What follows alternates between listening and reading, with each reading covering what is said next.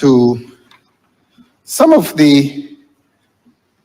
what I consider the major issues within the system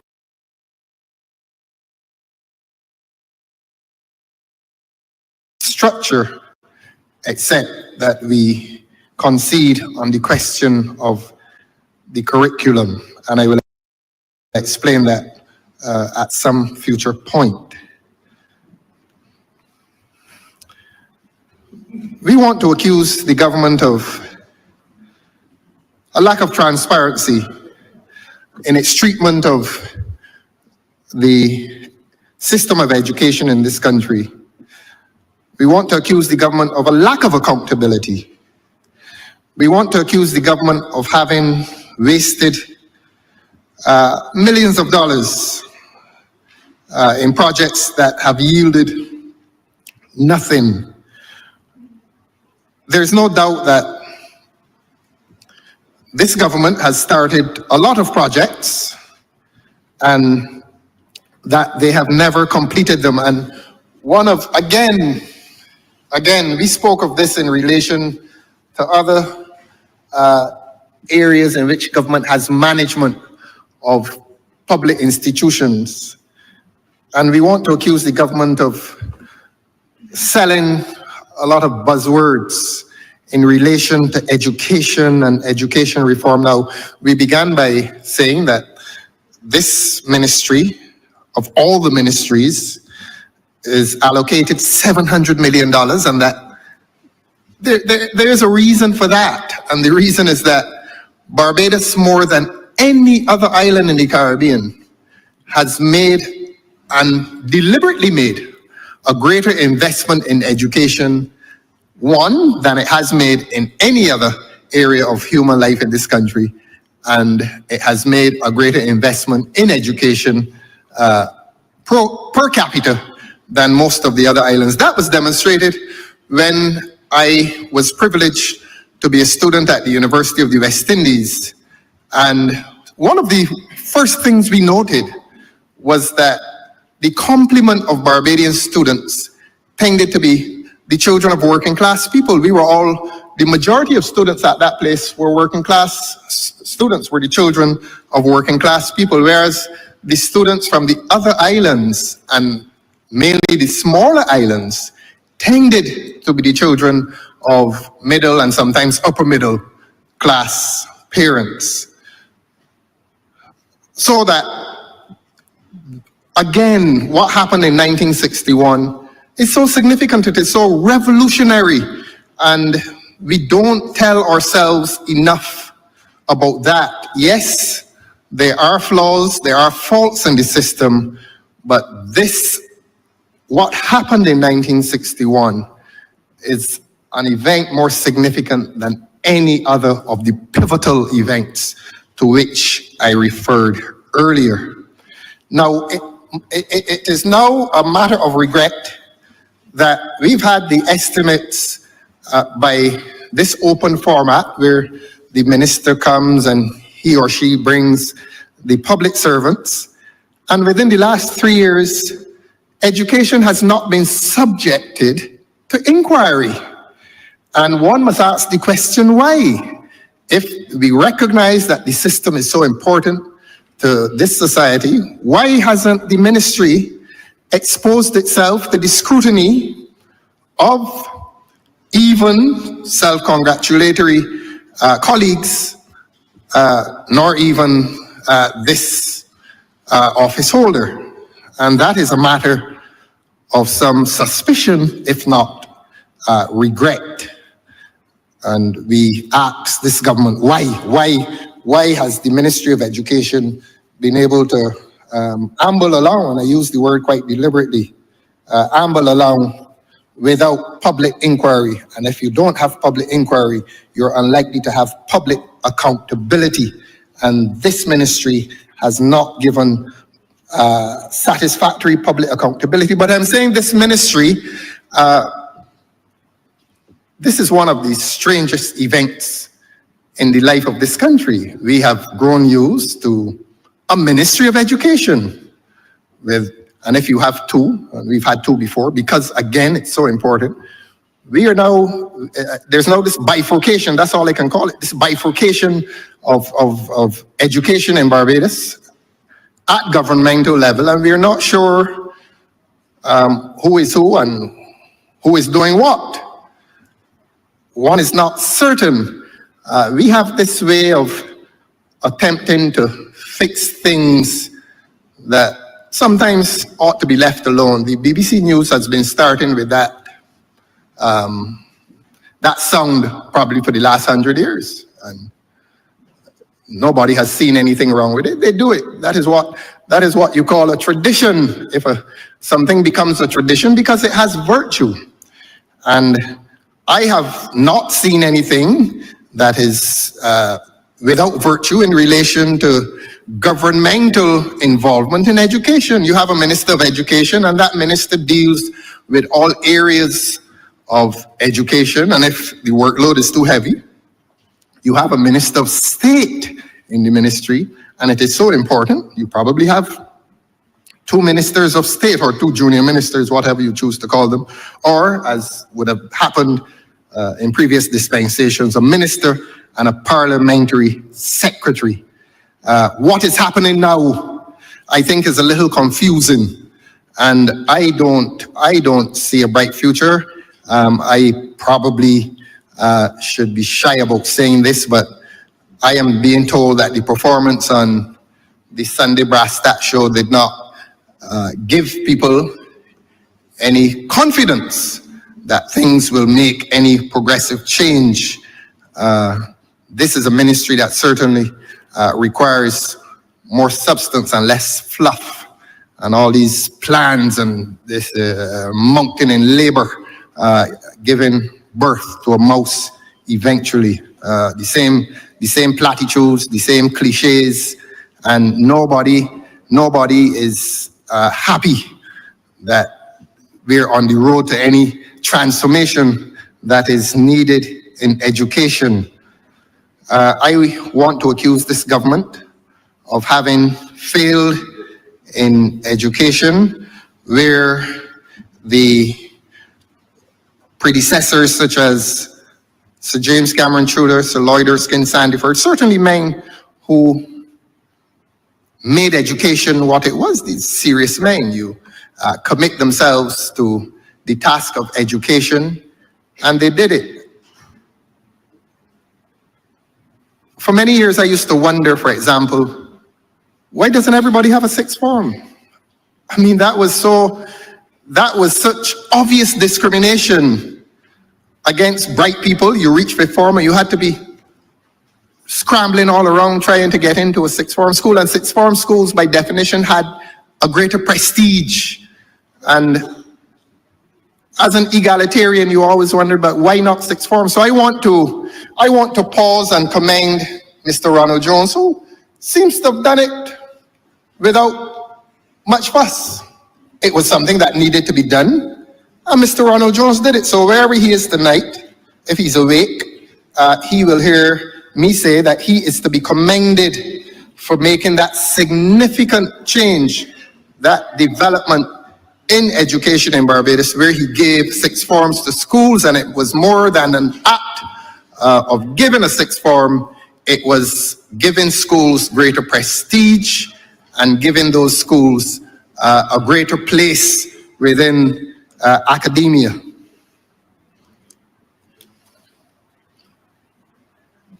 You will forgive me, Your Honor, if I say something about edutech. The people who have been in education for the last 30, 40 years do not ever regard edutech with much fondness. Many of them feel that it was too expensive. I mean, $500 million at that time was a lot of money. And while there may have been some limited success, nobody working in that edutech system was able to come away and describe it as a resounding success. But that is a cliche, and I don't like using cliches. But was it successful? Is the jury still out on edutech? What has it done? Maybe the revolution in these iPhones and so on are doing more for our children's education technology than the $500 million did back in the 90s and early 2000s. We cannot say that it has been an overwhelming success, although, of course, technology is so much more efficient now, so it is probably easier to adapt to, and still we say that perhaps the $500 million may have been better spent. Edutech, I cannot say to this country, has been a success. But that is to look back. And we often look back for the sake of making our look forward more rational. And we want to be guided by models of success. And Edutech, I don't think, has been a model of success. But we come to this thing, transformation. One may want to accuse the government of a buzzword, transformation, and education transformation. And what are we doing with all these transformations? What really are we doing? I will tell this public what the government has been doing. The greater transformation has occurred in the changes of ministers, because in 6.5 years, this government has had 4 ministers and 1 parliamentary secretary. Now, that does not speak well for stability in government. That does not speak well for a ministry as important as education. What was happening in government that caused this government to employ 4 different ministers in such a short space of time? I grew up and everybody knew. We used to call him Mr. Sandiford, was the education minister, and there was a certain permanence, there was a certain stability. The lack of permanence and the instability in education reflects itself in these multiple persons temporarily populating the offices of such an important ministry and rotating through without an opportunity to settle and establish or to promote what the government lovingly calls transformation. We've had 2 directors of education reform and 2 communications consultants again. We're into that embattled area. This government does nothing unless it adorns the office with a consultant. Everywhere across the public service, there's this presence called a consultant. Nobody knows how much they're paid. Nobody knows if they work from 8 to 4 or 9 to 12. Nobody knows, but they're handsomely rewarded from all reports, and they're called consultants. So they're lucky. They're lucky. Again, this education transformation, as this government is wont to do, was started with an expensive launch and these town hall meetings and all glitz and a lot of pretty events. And that is always a sign that when you have a big party, the life after the big party tends to lack serious activity. Policies and initiatives are to be implemented, and all these promises, and those promises have been followed by nothing except uncertainty and confusion, failed promises and unmet timelines, no clear use of sharing data to drive decision making, no clear vision or direction. Indeed, we may say to you, Your Honor, that the failure in Edutech is repeating itself in present failures. I don't like calling names in here, but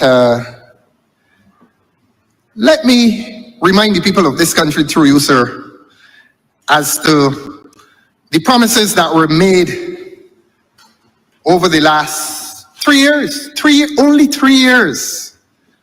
Miss Denny, and I apologize if I must make her name the content of this debate, Ms. Denny, Ida Mae Denny in 2022 said, and I quote, "Having had the common entrance for the last," I'll read that again, sir. "Having had the common entrance for the last time this year, that is in 2022, we are proposing that the first set of students transitioning under the new structure will transition in September 2023. This is the important 11+ exam about which I spoke so seriously a few minutes ago before the recess, sir. Before the dinner recess. And here was a high official. I think that person was also a consultant. Lucky person. Luckiest people in Barbados now are consultants. You're getting a lot of money, nobody knows how much, but you get a lot. And I say no more on that.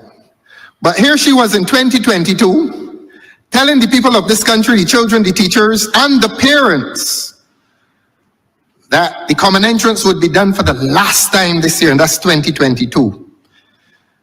The honorable member for St. Michael Southeast in 2021 would have told this country, and not would have told the country, the common entrance will soon be a thing of the past. That's in 2021. The present Minister of Economic Affairs, the honorable member for St. Philip West, well, maybe a personality trait, succeeded in saying nothing. Miss Archer Bradshaw in 2023 told the country that a proposal would be with the cabinet by January 2024. Mountains in labor. The Honorable Prime Minister, with the voice of authority in 2024, said the transformation will now begin in 2026. And so we're like Punka. We're beginning in 2023. In 2021, it will soon be a thing of the past. The honorable member for St. Philip West wisely says nothing. The chief education officer in 2023 says she is heading off to the cabinet by January 2024. And in 2024, presumably she headed off to the cabinet. And the honorable prime minister and member for St. Michael Northeast says, okay, we're ready now, 2026. Well, that is a promise that is still left to be kept. It is clear that the government will not go through with that promise. If the government were doing so, it would be the ultimate irresponsibility that you're making that transition in 2026, while your attention seems to be on what date you wish to go to the public and ask them how much they love you. On Sunday, the incumbent, I don't know if he is senior to the honorable member for St. James South, or whether she is senior to him. She certainly is senior to him, because the people of St. James South had a decision, they made a decision, and they decided that she should make the journey here every Tuesday. And so that is something that they will have to resolve. They have to get together in there one day and ask each other, look, who is the boss about here? Am I senior to you? Are you senior to me? Let us go to the Prime Minister and find out. But you can't say find out who is the man about here or who is man about here. But find out, so as to avoid conflict. I don't know if they're in the same building. I don't know, we don't know if they're in the same building, but they have to sort this confusion out. This confusion in government. But here's Mr. Blackman. Interestingly enough, he is the one who appears on the program, and the honorable member for St. James South keeps her characteristic silence, and he says on Sunday, 2025, that he will take a proposal to cabinet this year. And he adds, for good measure, discussions are ongoing. He has not warmed the seat for a fortnight, but he is having ongoing discussions. You see, when people, language must always bear a relationship to reality. It must always have meaning. And the good gentleman has just warmed the seat.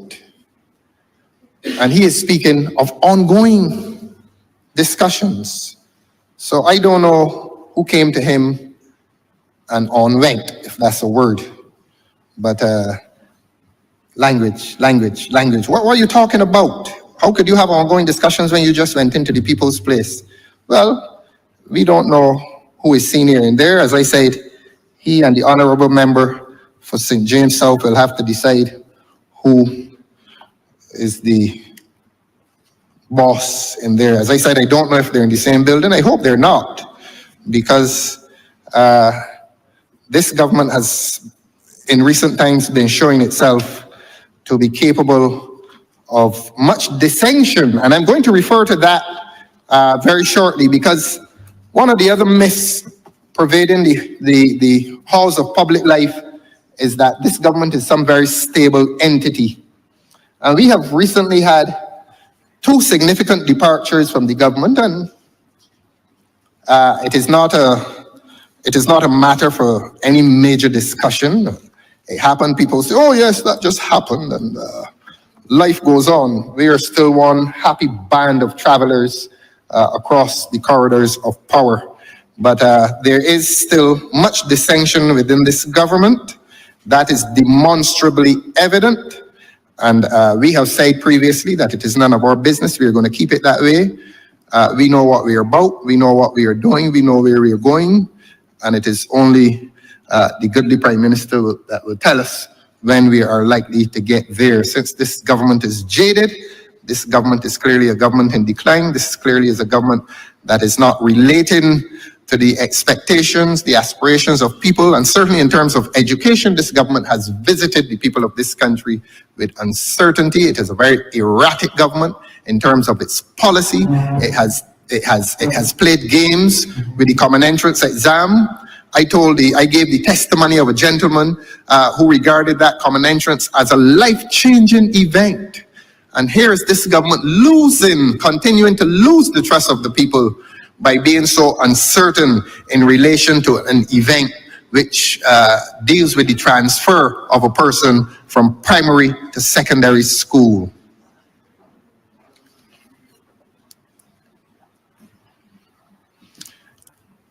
There are three. This is education, and I'm just demonstrating how this government has functioned in relation to education. And I say that this government has done more to destabilize education than any other destabilizer that possibly could have influenced the unhappy progress of education in this country. I start with this one, the Teaching Service Commission. This government promised, I think, the people of this country that they would establish the Teaching Service Commission. Has it happened? Somebody will answer. This government told the people of this country last year that effective September the 1st, master teachers will be assigned across our schools to support teacher effectiveness and improve instructional equality. Did that happen? The answers to the first two questions are no, sir. This government said that 75% tax credit for the provision of educational and life skills facilities for persons with special needs to encourage the private sector to invest in this area, and B, a 50% tax credit for the provision of educational centers for gifted persons. That is the characteristic language of the government. Very pretty. Always sounds like something exciting is about to happen. there goes that mountain in labor. There runs from its underbelly a weak little mouse. Nothing happens. So that those events to which I refer reflect government's incompetence or inertia, and often one is as a result of the other. They evidence government's inertia in relation to the project in education, and you cannot afford to fail with education, because if you fail with education, this country fails. And this country has succeeded because education succeeded. And we must understand that. But here's the fallout now. Here's the fallout. Here's what is happening in Barbados inexplicably. While, as I said earlier, a ministry has been populated by 6 ministers. Is that the number I gave, sir? 6 ministers in a short period of time. I beg your pardon, sir. 4 ministers in 6 years. 4 ministers in 6 years.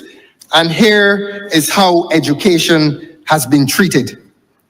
Every week. I understand that there's one school now that closed because of rats.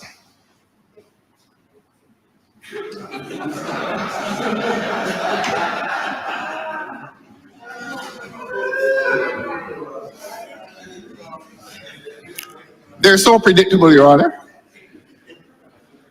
Closed because of rats.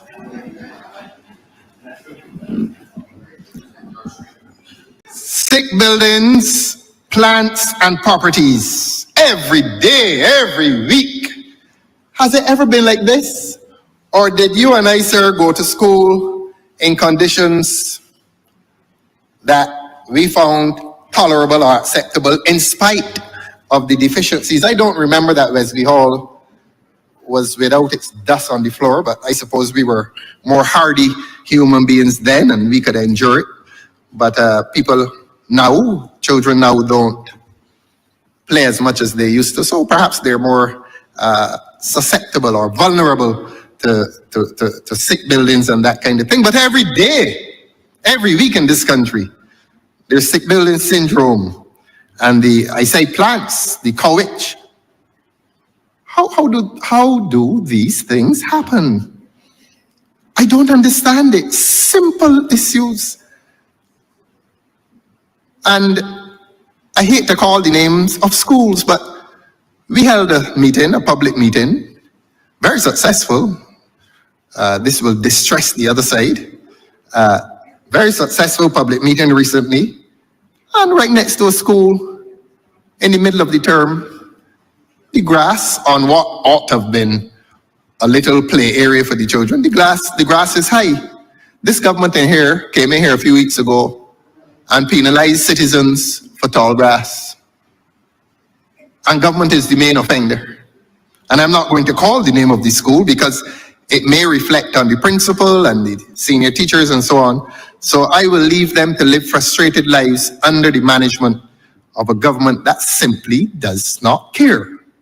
And so we have a lot of frustrated and unsupported teachers and leaders and education officers. The people of this country need to know this, that often when a problem appears to be simple, there is a reason. There's some factor which is precipitous of that problem. And so education continues to be a troubled area of life in this country. Do we know, for example, does the public know, for example, that the common entrance and CHC results are constantly declining? We have a lot of unhappy parents in this country, and I'm a parent, and I know how unhappy. Look, I say children are the greatest joy and the greatest pain. And a lot of parents suffer because the children don't commit to exam success. And that's so painful. You're going along during the day and nothing. There are things that potentially could make you unhappy, but a child's unhappiness or a child's lack of success is the greatest source of unhappiness for a parent. So that These declining common entrance and CXC results are not only injurious of the children's morale, but the parents do suffer a lot as well. We have increasing numbers of students leaving school without qualifications. In a modern democracy, remember what I said about Plato. Show me a democracy, and I will show you a tyranny in the making. This tyranny has long-lasting and far-reaching effects. The tentacles of tyranny, the tentacles that sap the morale of people who are nominally heading institutions, who are not allowed to function. That tyranny will have its consequences for those who populate these institutions. And I'm not only talking about schools, I'm talking about an entire public service in which public officers, traditional public officers, are not allowed to function because there's a very happy man or woman in there calling himself a consultant, and quite often he gets $15,000 a month. And that used to be a secret before he said it.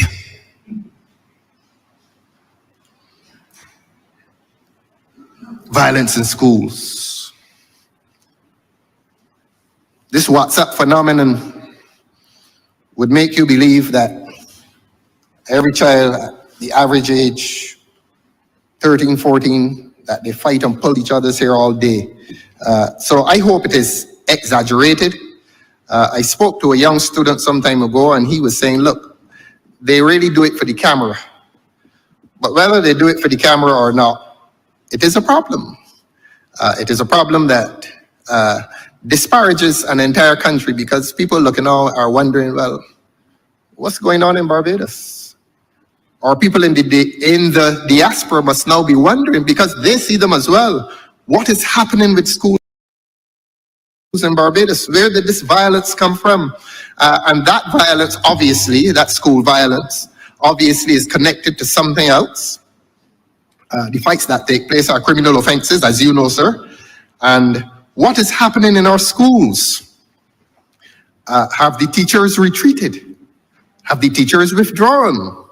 Where are the principals? Well, let me tell you where the principals are, sir. Because a man goes to bed a Sunday night in St. Philip, and he wakes up the Monday morning, start of the school term, and discovers that he is no longer a few miles away from his school, comfortable miles, that he has to travel all the way to the north of the island to assume new duties as a principal, so that you break the stability in the school. No principal can settle into a school. And I'm addressing a parliament that contains teachers, former or present, and they know, the honorable member for St. Thomas knows that it cannot be good for a school to have a principal assigned there for 1 or 2 years. She knows that. The honorable member knows that. And if she supports me, the honorable member supports me on nothing else, her voice will sound in support of what I'm saying, and it will not be unwitting nor accidental support.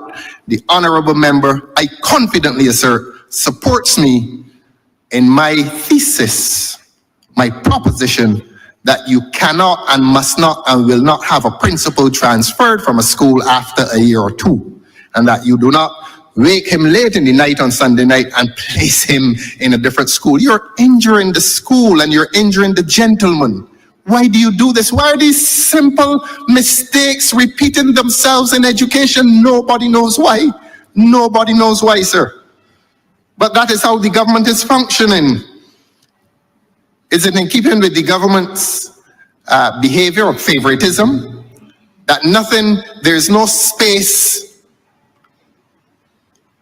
in this government for merit, that somebody got to like you, and if somebody says that they want to be at X school, they have to be there and dislocate the children and dislocate the teacher and upset the culture, because every principal is responsible for a culture that emerges in the school. His style and content influences. Perhaps he may like cricket, may like sports, And you put him in there and 3-4 years down the road, he has a successful athletics team, a successful cricket team. That's how it happens.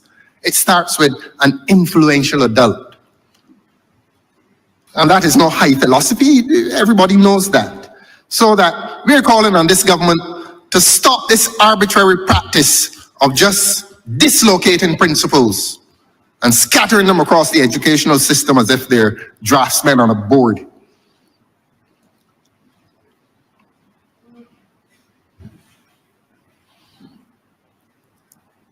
And our children, I hate cliches, but our children are constantly falling through the proverbial cracks. And I go back to the brass tacks program. I'm not focusing on the goodly gentleman unfairly, but if you occupy this high office and this important office, there must be some gravitas. Display your mettle. Say who you are, what you intend to do, what is your worth, what is your value. Demonstrate that you're not there as some personal favor. And I'm told that after 2 hours and 15 minutes of an appearance on a radio show, I am open to attack, no problem. I got it on the night that I spoke in here, and the whole of the next day, I didn't listen to one of them the next day, but I'm told that there was a festival of abuse the next day. Everything you could find. Well, I thought I was on my way to prison. When they told me the things that were said, I said, well, logically, one of them next time I come here will do a citizen's arrest and hurry me off. But I hope this gentleman does not similarly believe that this is any personal attack. But when you occupy this office, demonstrate some competence in the office. And I want to say to I think her name is Dr. Reed, that it was an abuse of power that took her out of, that disturbed her ambitions in St. James North, but that is to digress. You see, people think that corruption is just about putting your hand in a cookie jar. As I've said before, corruption is an abuse of power. And this favoritism that this government continues to practice, even within its walls, is evidence of breakdown. That's why the ministers are here now treating each other like strangers. And that is to put it mildly. But we're on education. And I have digressed. What is missing, sir? Missing from education is an inadequate collection and use of data. Nobody's doing that. There's insufficient intervention at early childhood and primary level. We've been saying that certainly during the course of this address, that nobody knows what is happening to these children in early childhood and at the primary level. This is an extremely difficult society to live in. We lived in a society, there was less technology, there was less of everything. There were less material goods. We lived in an environment of values. These children live in an environment of materialism. Everything is around them. And the greater the materialism, ironically enough, the mind and the soul remains deficient, disconnected, disjoined from good values. And that is what the children have to endure, sir. And we don't have, or if we do, we have too few people at the primary level paying attention to the difficulties that confront the lives of children. This one is serious. Over-politicizing of the decision-making processes. A school and a primary school is not a battleground nor even a playground for politicians to be manipulating people. Government, let the professionals run the thing. So that there is political destruction being wrought in primary schools as there is political destruction being wrought in the police service. And I will come to the police service. Let us stay with the schools for the time being. These are serious problems, Your Honor, that are developing within education because the long tentacles of political managers are interfering with progress and development. And where there needs to be an intervention that is positive, the schools are not getting it, the children are not getting it, and there's much suffering. Why you think the children behave in the way they are? Neglect. No value systems, no values tuition, no moral tuition, no expertise present. And as I've said, a lot of the professionals, teachers, I suppose, are in retreat. And they tell you that the children are bringing the habits into the school, that the schools are not creating it. And the schools probably are not fighting back. And if the government is interested in fighting back, the government would establish a human complement to assist with these deep problems in the schools. As I've said before, a child does not fail his 11 plus outright. And when I say outright, I mean a child does not get knocked on the day of the exam. That child has been failing that exam long before the morning on which he sat in that chair and before that desk. So that, again, there's been no concrete policy for inclusive education. The last one was in 1995. No revision of legislation and policies to be fit for this 21st century. You have an ineffective, top-heavy Ministry of Education structure. We have a word in Barbados, McGuffey. McGuffey's all over the place. Everybody is a McGuffey. Big titles, consultants. And when the public goes into rebellion, you callously rid the place of the consultant. Not to be heard from again. No real, practical, genuine consultation with stakeholders. As I said earlier, one day, a teacher told me one day, well, they called her and told her come up to the University of the West Indies, sit down under a tank, for them to tell her what would be the future of the 11 plus. And they went up there and they sat down and everybody looked at each other. And we are where we are now. No integration of education with the other social sectors. That's the point I hinted at earlier. And I came up in a tradition, as did you, sir. There was a marriage between the church and the school. Indeed, my first school was in a church hall, Grace Hill, Moravian Church on Sundays, school during the week. Robert, that's your school, sir. Church on Sundays, school during the week. And it was more than that institutional connection, values. And I was telling a colleague of mine recently this week, very healthy discussion, that the schools used to start almost with a church service. With a church service. I'm no expert on schools, but is that sacred moment still existent within our educational system? Are we ashamed? Are we ashamed of religion? And some people may resist religion, but are we ashamed of our belief in the existence of God? And if we cling to that belief, we bring a chaplain in here every Tuesday, and that is religious, and that is Christian. And if that is the case, do we do it as a ritual, or do we do it with meaning? And if we're not doing it, what message are we sending to our children? That when we tell them about our school experience, and that it has made us into reasonably good people with our sins or faults or shortcomings, and that their lives are so different, how do we justify this changing paradigm in which we do not feed the souls of our children. And if it is happening, I'm happy.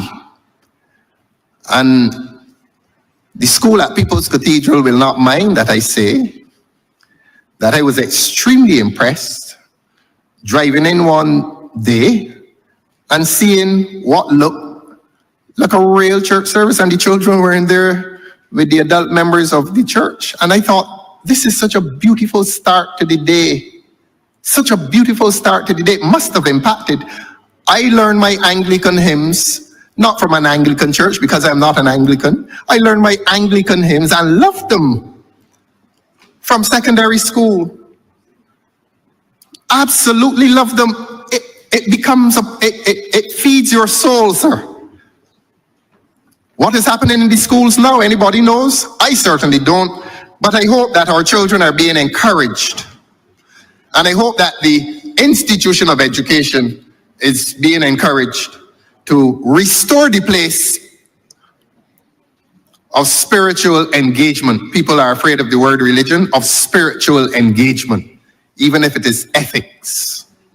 There's a place for values in the schools. Another thing that's missing, no robust technology infrastructure, no policy or training, no sustainable long-term planning. These are all problems within education. Let us come to some specifics. I believe that the government has boasted that Alma Paris will be restored. Alma Paris has been problematic because there has probably been no testing to determine the needs and causes of learning deficits for appropriate interventions. The master teachers so promised, no clear role, no clear plan for deployment. Safety officers and counselors, not enough across all the schools. Would you permit me, sir, to disclose that when the government recently decided to put security officers in schools, we thought that it was going to be the traditional security firm, not the security firm, the traditional security department. And I must not be afraid to speak against injustice. But everything this government does is a deal. Everything this government does is a transaction. And sir, I'm not going to call the name of a private security firm that has been implanted into security in schools, but please, government, stop wasting money on private security firms and spend the traditional amounts on government security guards. Everything is a transaction. Every institution is contaminated by a deal, by a transaction. If that is wrong, if my information is incorrect, I will apologize. But I'm not about to apologize unless I hear that it is incorrect. And I am persuaded that my information is correct. That you are augmenting the resources of friends. Again, I say, when you could have had the traditional government security guards, who, as you know, sir, from the situation in the courts, the government security guard offers a different temperament, a different relationship. He or she sees himself or herself as permanent, and they almost become a part of the institution. The private firm does not have that perception of the place. It's another contract. And you may be shipped off to another school the next week. And all these things infect the institution of education, contaminate the institution of education, but we don't think of this because making a deal with a friend is always more important with this government. Get vexed with me.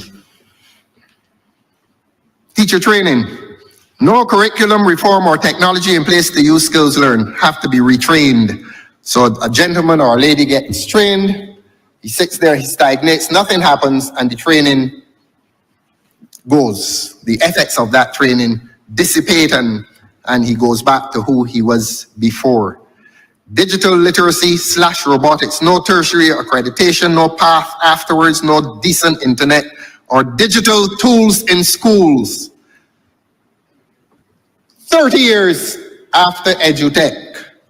30 years after EduTech. No decent internet or digital tools in schools. And we walking around here claiming that EduTech was this massive success. And some schools cannot have a decent internet or digital tool.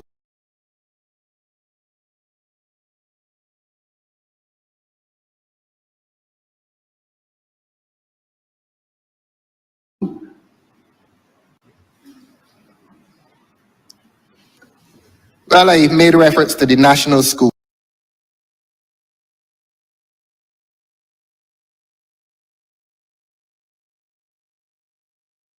Life in education has been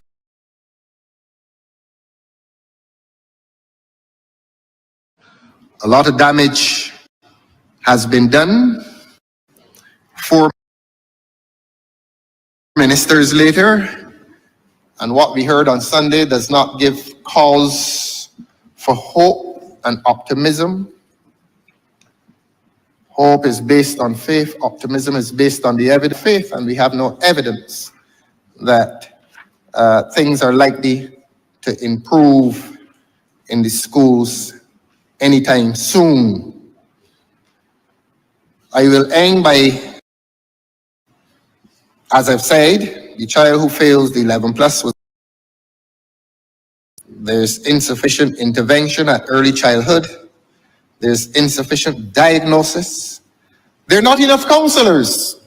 A counselor used to be when I was at school, the teacher was everything. Counsel, do everything, flog you, counsel you when they feel like.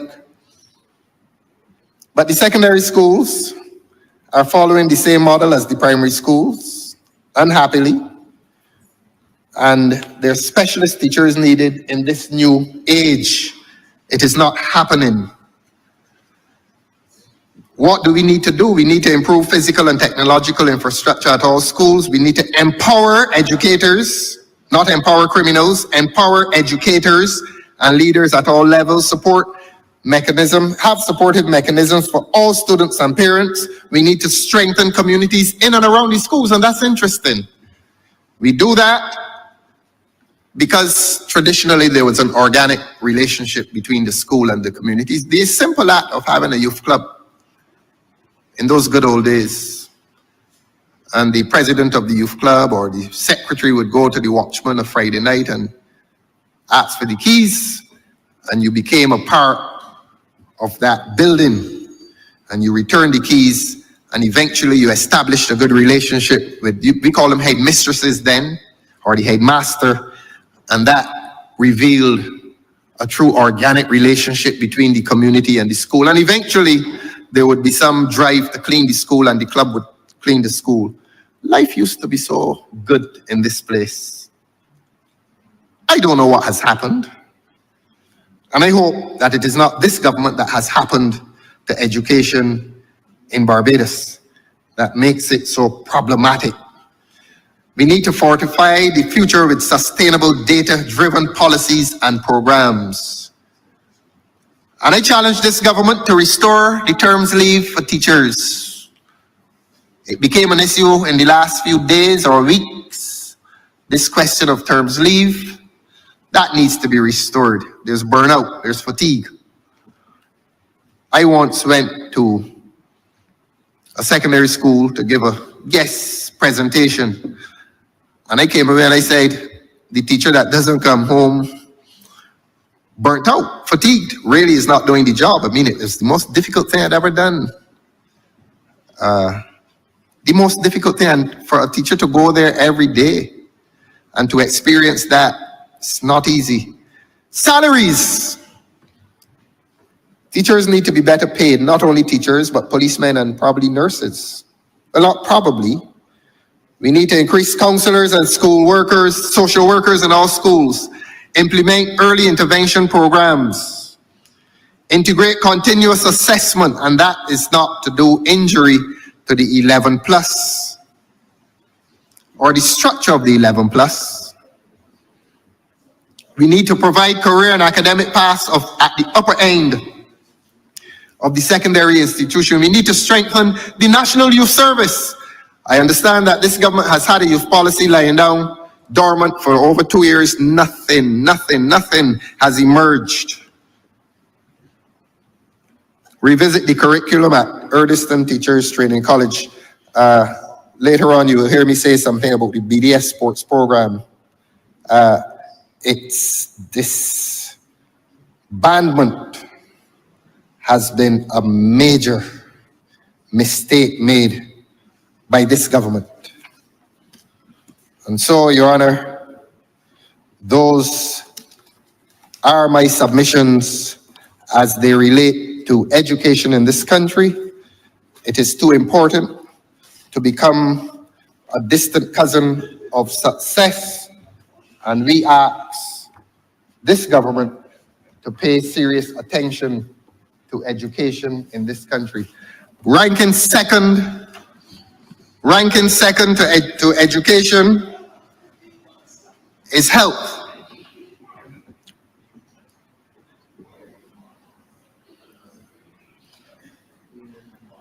Government's expenditure on healthcare has declined over the years from $347.7 million in 2012 to 2013 to $327.7 million. Can we imagine that?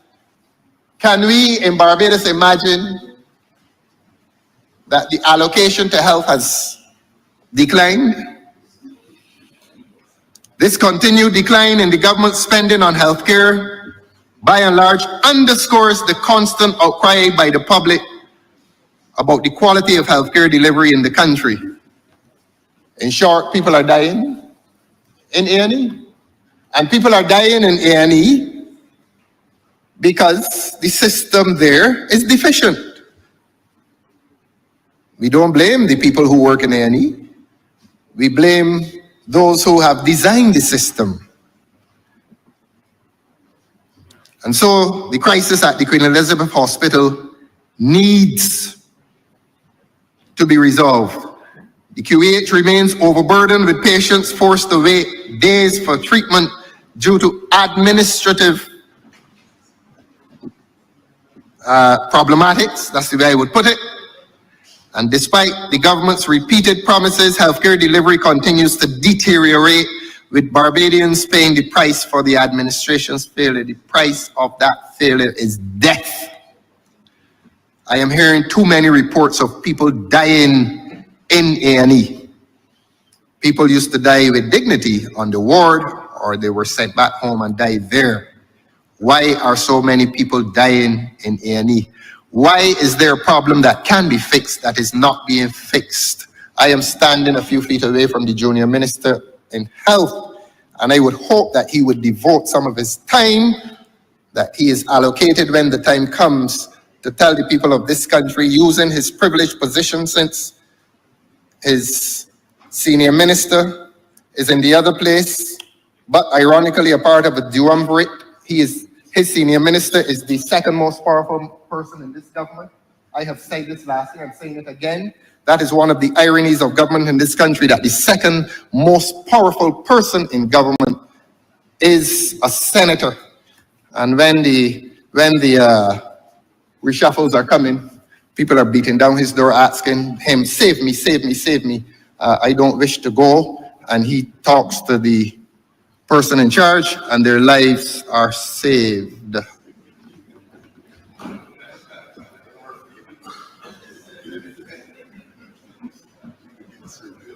The government has ignored the needs of the polyclinic network, which lacks critical diagnostic equipment such as X-ray machines, ultrasounds, and proper lab testing facilities. I will go quickly. I know they're getting tired.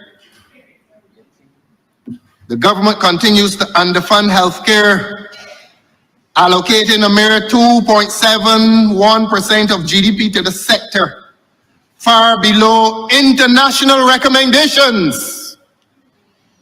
Despite imposing new health levies on taxpayers, there has been no tangible improvement in service delivery. Meanwhile, the budget for non-communicable disease prevention, a major public health issue, is an embarrassing $423,000 for the entire country. And this government is known every week for talking about NCDs. You can't hear your ears unless somebody talks about NCDs, but talk, no action. $423,000 dedicated to the NCD crisis. Harrison Point, failure to utilize Harrison Point. There seems to be some doubt as to what ought to be the future of the Harrison's Point facility. The healthcare workers are overworked and understaffed. I'm aware that we are losing a lot of our nurses to emigration. I'm aware that we have brought nurses from Cuba. I've asked the foreign minister to let his voice be heard over the next few weeks in resolution of that crisis.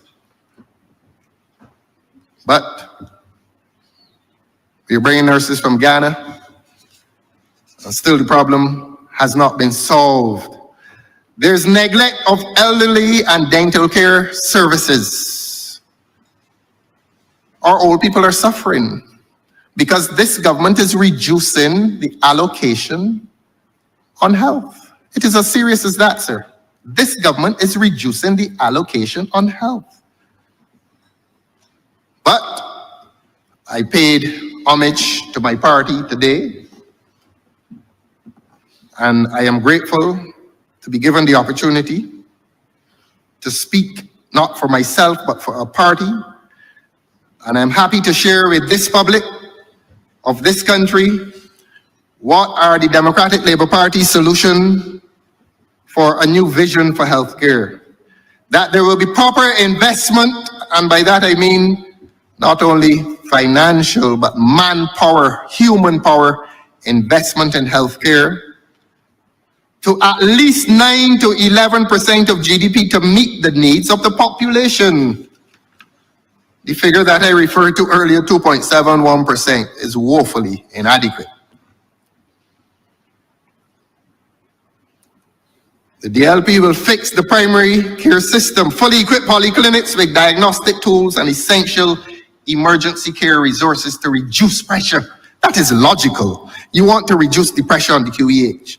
I've heard even this government, through some of its ministers, claim that, or not claim, validly tell the population, ease the pressure on the A&E, go to the polyclinic. So I can't entirely criticize the government for that failure. Everybody knows that it is the sensible thing to do.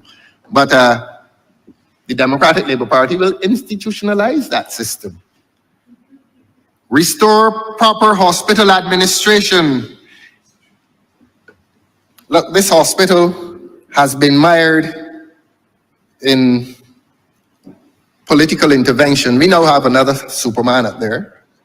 I don't want to offend him, but I wake up every morning wondering why this government cannot invest in our people. I am not xenophobic. I love my country. And loving my country is not loving beaches, trees, and buildings. It is loving the people. And we have capable and competent people in this country and in this Caribbean who can do the jobs for less than we're paying super people.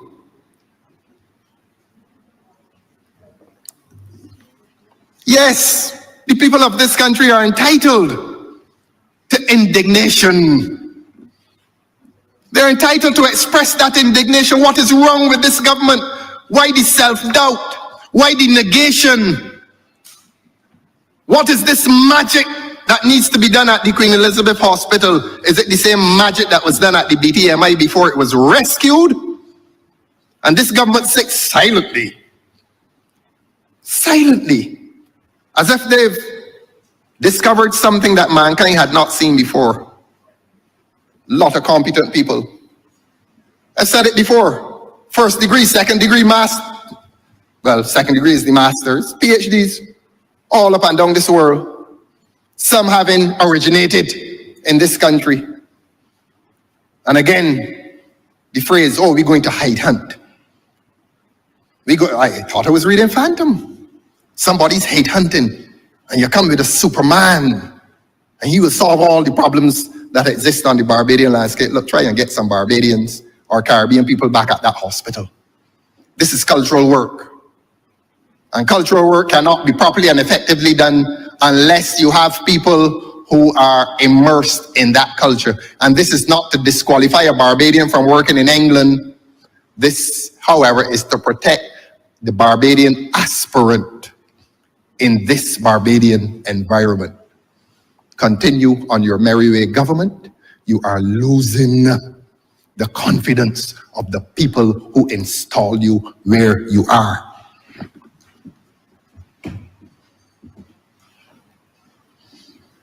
As we said, we are going to make Harrison Point work for Barbadians.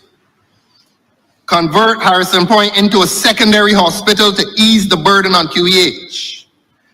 We are going to expand the wellness and preventive care, increase funding for non-communicable disease prevention, implement community health programs, and nutrition education. The Honorable Member for Christchurch East Central spent some time yesterday on nutrition. I applauded it, but when it became the central feature of the budget, my applaud ceased. And that was not literal applause. I commended quietly any initiative that is aimed at promoting good nutrition. We are joined on that. And a Democratic Labour Party government will strengthen elderly and dental care services. There's a lot of suffering, you know. When old people have problems, dental problems, they suffer very badly. And we will ensure proper funding for geriatric care facilities and expand affordable dental services. There is a time for change. There is a time for change. And I'm not speaking of the general change. If it is God's will, that will come. If it is God's will. But there's a time for change within the health system that safeguards the well-being of the old people in this country. We must not discard them to inefficiencies in health. Let us protect our old, vulnerable population. Permit me, Your Honor, to come to this thing called international business. And I have something to say on it. It's going to be very short. Going to be very short.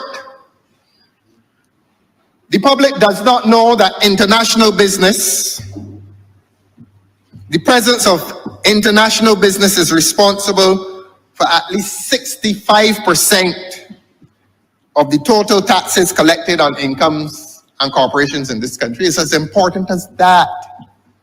And we have a duty to protect it.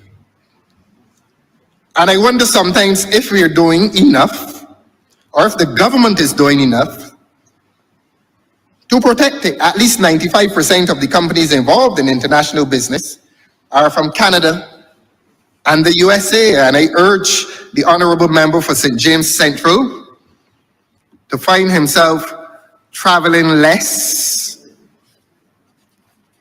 and attending to that emerging crisis between Canada and the USA. There may be implications. There may be implications. And I've already given notice of the rumblings that we are about to lose a significant presence of an international business from this landscape.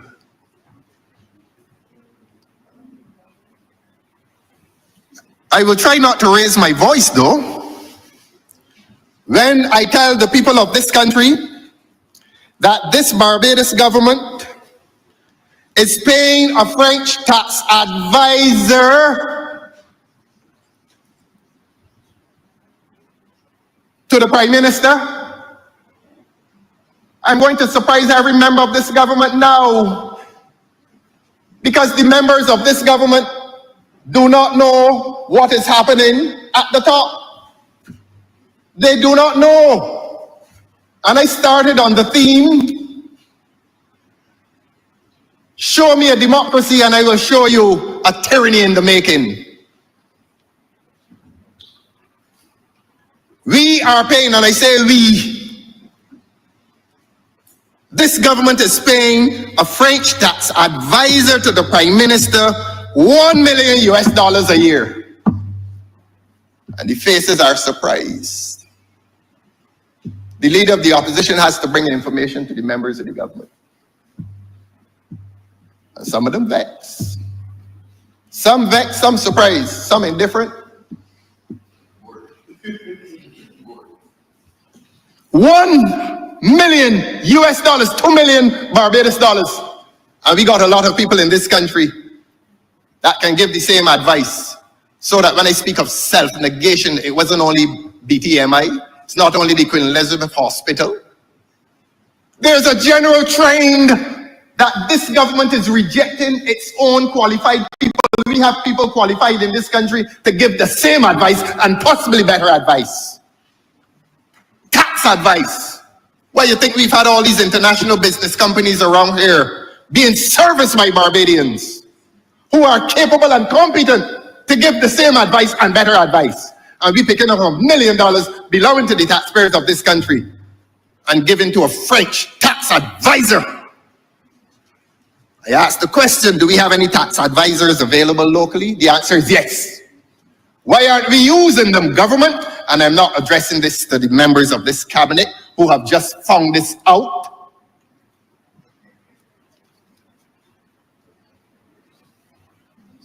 They are as upset as the rest of Barbados. But it does not mean that the rest of Barbados will save them.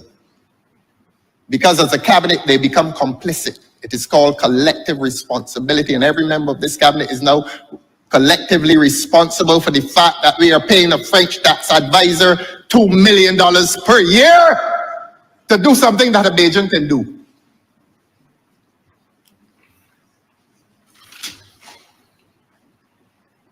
And if they doubt me, I can tell them where his money comes from. Because this government has a way of shifting around money across various departments. As I said, we gathering got about 3 or 4 ministries, funneling, regathering money here and there, hiding money all over the place to pay to people.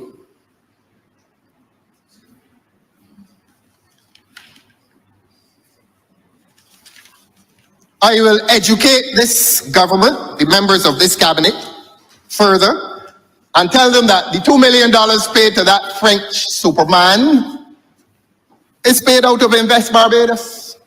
Y'all didn't know? Y'all didn't know? $2 million a year. One said, my God. And he has an Italian consultant who is paid to write the legislation. So we have a Frenchman advising the government.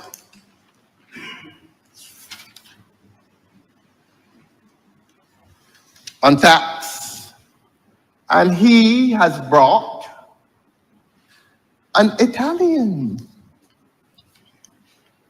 to write the tax laws or to rewrite the tax laws. He isn't writing it in Italian. He's writing it in English. And this government has a department up there called the CPC, Chief Parliamentary Council, who I hear ministers coming in here and praising every week. Is it patronizing? The Chief Parliamentary Council is qualified in legislative drafting. And that young lady is well capable of writing the legislation. It is not the reinvention of the wheel. And the Italian consultant who is writing in English is paid by BRA. So the $2 million genius is paid by Invest Barbados, and his hireling, who is writing the legislation, is paid by BRA. Why? Why are we meandering our way through various government departments to pay bills when those bills ought not to be paid in the first place? When we can find a Caribbean person or a Barbadian to do what they are expensively doing, presumably on the behalf of the public. We have a complement of tax advisors in this country. We have a heavy complement of legislative drafters who can do what they're doing. But this government insists on these acts. Well, let them continue, as the old people say, let them do and do till they can't do anymore. I come to the tax rate, sir.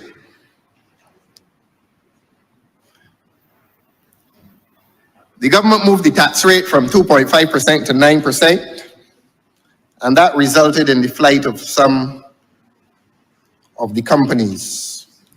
And that, of course, further resulted in job losses. Let me say something about energy, though. And I cite here today that the fourth of Du Bois's questions asks about courage. And the political enterprise is not justified unless one comes with courage. And somebody has to have the courage to ask about the relationship between government and the Barbados Light and Power. Because that problem of electricity bills that are too high seems not to be disappearing. And I have previously made reference to an estimates debate in which I asked a former energy minister, can we expect cheaper electricity bills? And he paused and said, that is the intention. He paused and he gave that answer because he is a lawyer and he is a clever lawyer. And when I use the word clever, that is not synonymous with tricky. He knew why he was doing that. He knew that he was doing that because those matters were beyond his control. And I'm saying to this country that there is an unresolved issue as to the nature of energy that this country will pursue, whether it is fossil fuel or renewable. And that the government's relationship with Barbados Light and Power seems unable or unwilling. The government in its relationship with Light and Power seems unwilling or unable to reach a situation in which the government can negotiate a better deal with Light and Power. But of course, it is open to the government to say, well, look, we have a Fair Trading Commission, and it is the Fair Trading Commission that sets prices. But as I said in here a few weeks ago, while the Fair Trading Commission sets prices, the government in its sovereign power as cabinet, an arm of the state, sets policy. And that policy may touch and concern the Barbados Light and Power. The question then becomes, is government doing enough in its relationship with Barbados Light and Power insofar as policy is concerned? Is the government doing enough to protect and defend the interests of the consumer, or is the government partial towards Light and Power? Simple question. Simple question. Government is here to represent. I told the honorable member for Christchurch East today something that apparently he did not know. That when he is in here, he is a member of parliament for his constituency. And he did not know that. He thought that he came in here because he's a member of cabinet. Well, somebody hold him quickly and tell him that he goes to cabinet because he's in here in the first place. Please hold him and tell him.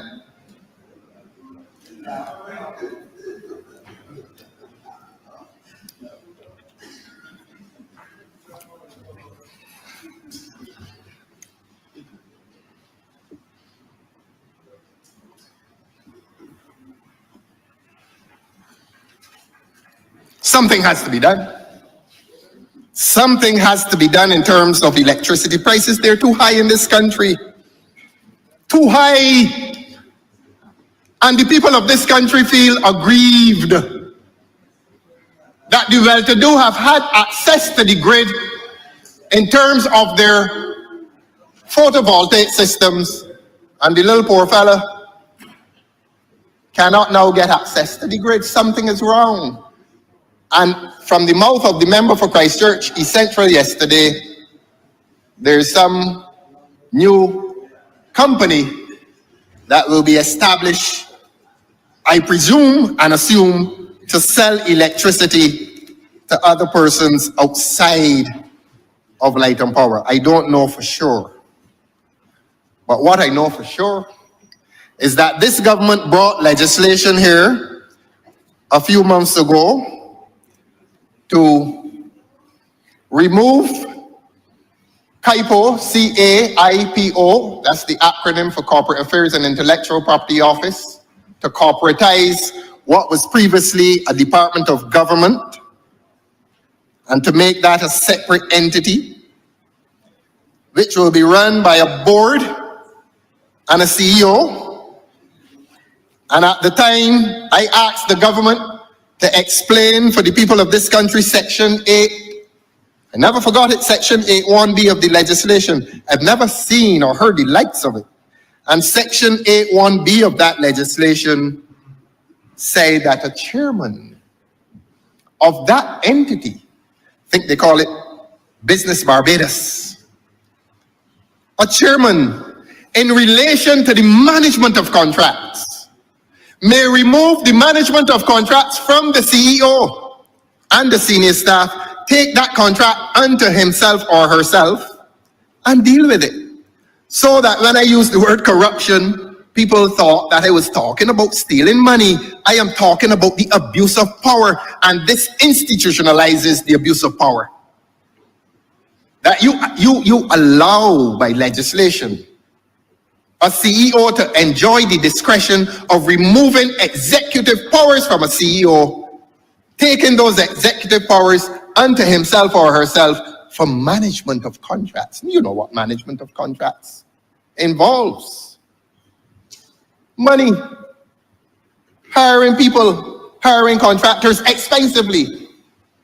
So the CEO is out, the board is out, the chairman. I have never seen legislation like this, and if it exists, please show me the precedent. This should not happen. What kind of contract will you have there that the chairman says, give me this one? I want this one to deal with. The people of Barbados need to start to understand how this government is functioning in relation to its public entities. That not only is there wastage, but there's leakage, and that the wastage and the leakage now becomes institutionalized by legislation. The utilities regulation legislation. The utilities regulation legislation is that legislation, as the word implies, as the phrase implies, regulates utilities in this country, the light and power and the telephone and the water. The one of greatest importance, obviously, is light and power. We've had in this country a very successful history of the telephone people having their prices controlled. Prices have actually dropped. When cell phones first came out, you were paying, I think, $2 a minute. That doesn't happen anymore. People pay a fixed thing, and there's no mystery or magic to cell phones any longer. But the light and power remains, as the name implies, a very powerful entity that is fixing rates, except that they must refer the fixing of those rates to the Fair Trading Commission for review, so that if they want to increase, they must go to the Fair Trading Commission. But this government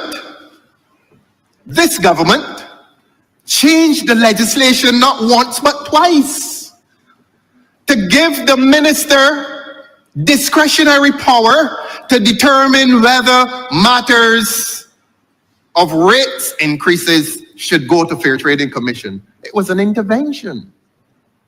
A minister now becomes the interloper. The minister now becomes the quasi-judicial body that is capable of influencing electricity rates, utility rates. I focused on the electricity company. That legislation pertains across the board to all utilities. The point I make is that the government has found itself on a trajectory by way of amendment of legislation that now gives the minister greater power in relation to utility rates. And that has great importance when it comes to electricity rates, which everybody in this country knows are too high. That's an objective criticism. Electricity rates are strangling households. Electricity rates are strangling businesses, and businesses, obviously, in pursuing the profit motive, will pass those high electricity rates onto the consumer, and therefore the electricity rates will drive inflation. The electricity rates are at the heart as a driver of inflation. It is not only tariffs.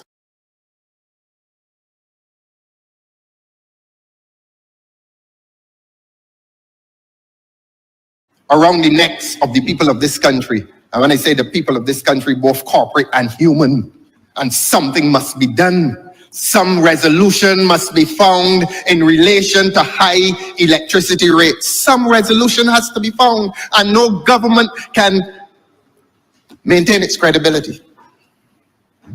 No government can call itself a worthy government unless it can influence by way not of judicial intervention, but by way of policy. Work something out. Work something out that will help the consumers in this country. We are not asking to impoverish light and power, but we want to strengthen consumers. We want people to pay less for their electricity bills. And we thought that renewable energy was the way, until we discovered that the technology is not as we, in our naivety, thought that the sun shines on your photovoltaic system and into the house, and you can turn on the lights and run the fridge and the air conditioning until the Messiah returns. No, it is not like that. We discovered that there's something called battery storage, and that you have to store the energy that you get from the sunlight. And we discovered that the grid at Light and Power is full, and that some people who invested in photovoltaic systems, or who thought to invest in photovoltaic systems, cannot now so invest.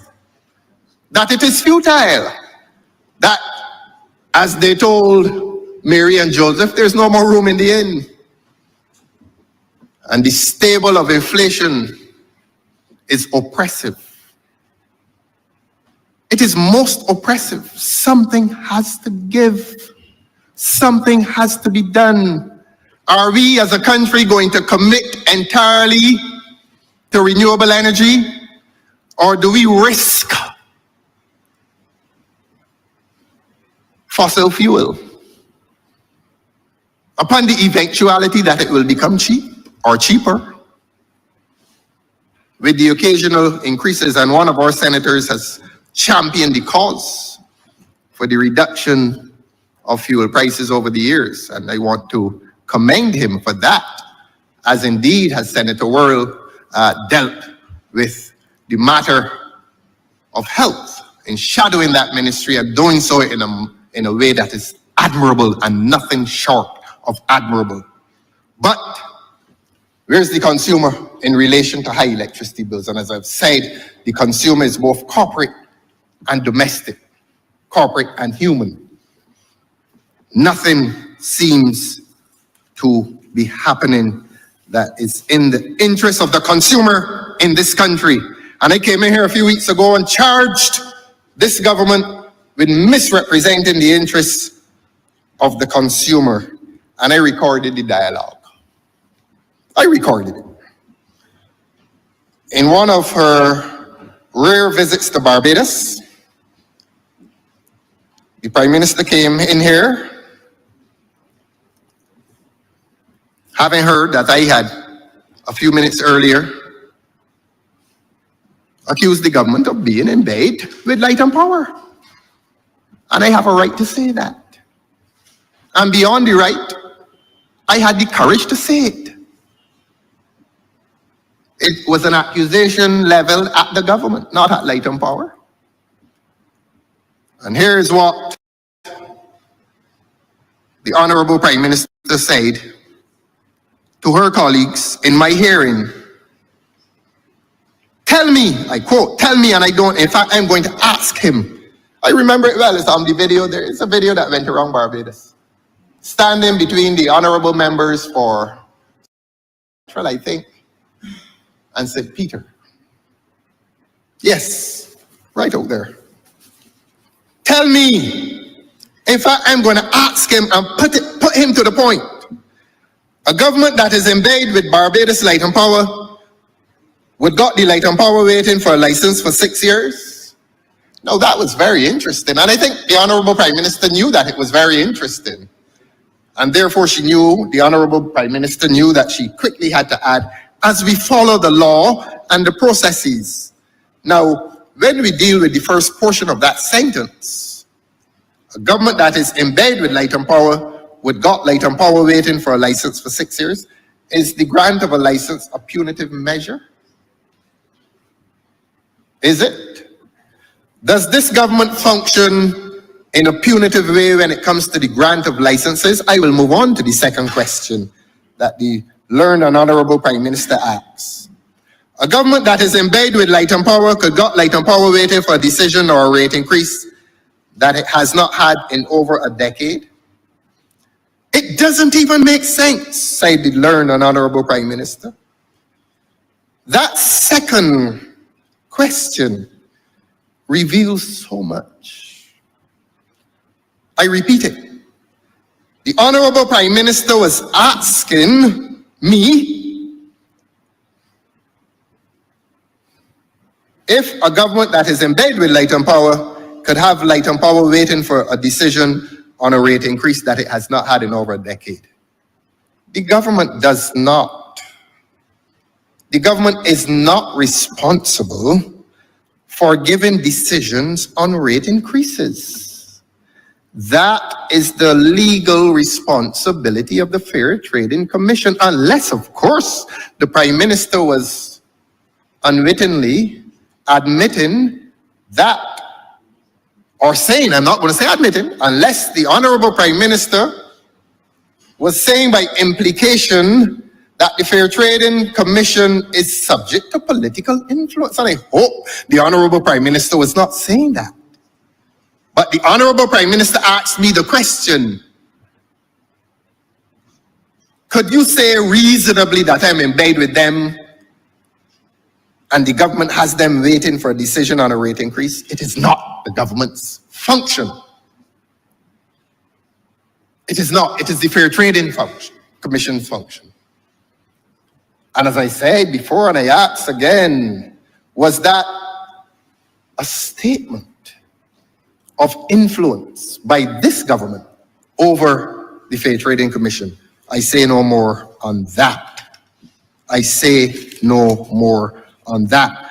I will now concern myself with the fact that we are paying a lucky Italian man $2 million a year to give this government tax advice, and we are paying his hireling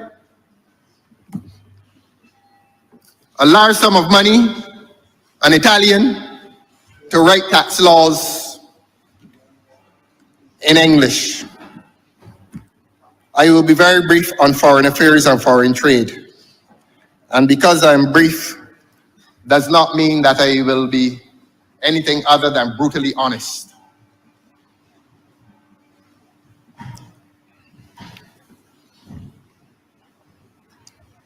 It is rare that we ever hear the honorable member for St. James Central speaking independently in his own right.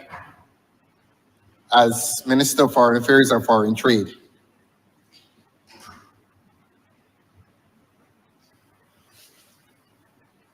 I dare to call him the de jure Minister of Foreign Affairs and Foreign Trade. He's de jure. It was a matter of some very public regret when the Prime Minister voiced opinions on the Russia-Ukraine war. It became something of a joke in the social media domains.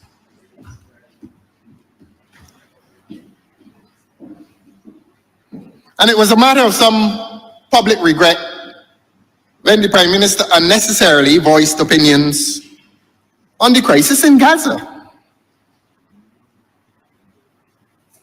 compromising, probably, potentially, our national interests, and this is now my opinion, for the sake of a personal crusade. And that is not an unfair opinion or judgment, because there are a lot of people in this country that believe that the Prime Minister is on some personal crusade for some prestigious job within some international institution. People say it every day. And the Prime Minister must defend against that. And if it is true, it is an injustice committed to government in this country. Because we have never had a Prime Minister who has either openly or subtly campaigned for a job within the international forum. I do not know of it.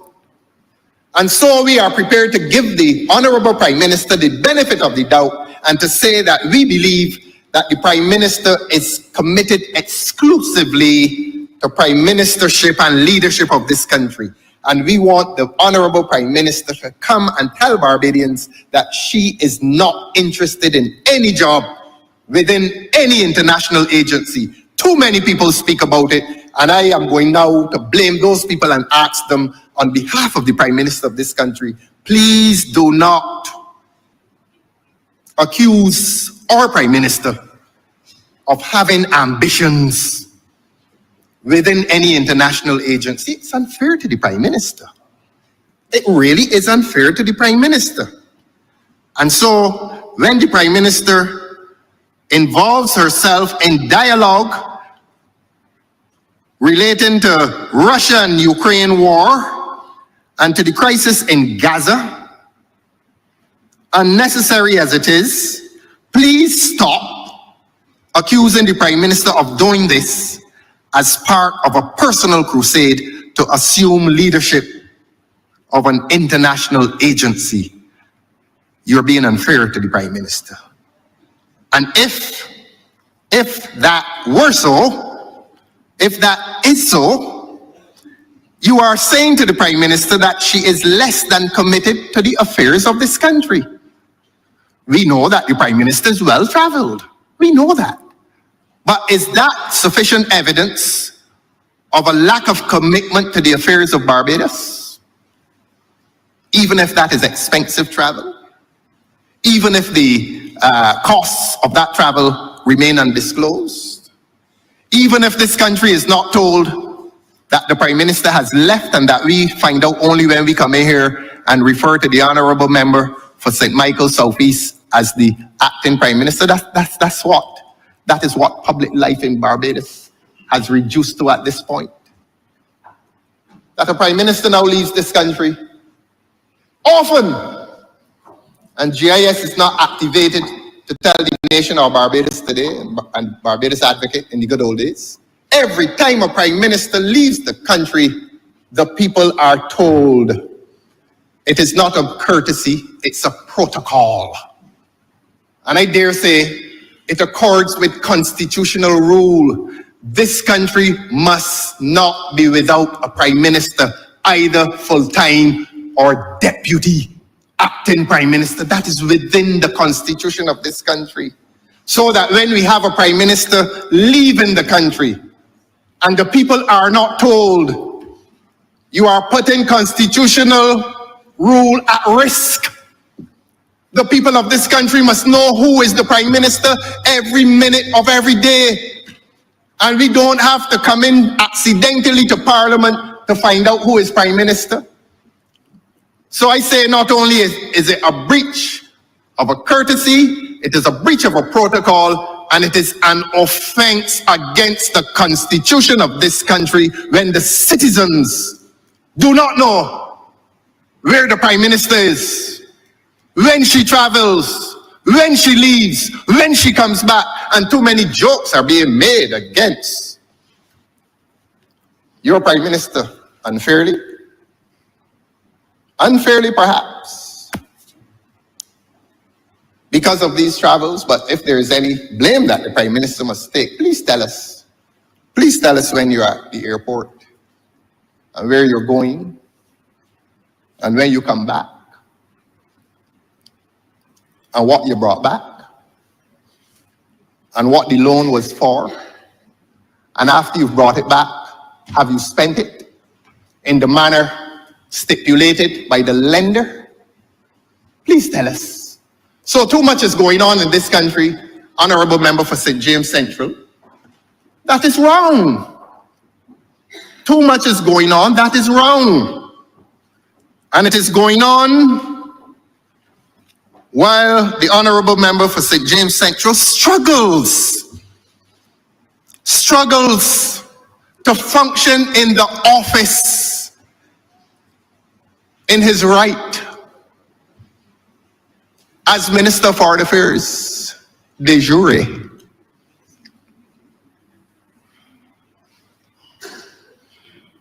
But here's what we want to hear from the Honorable Member for St. James Central. And I told him earlier today that we want to hear his voice on the matter of the Cuban crisis, the health workers crisis.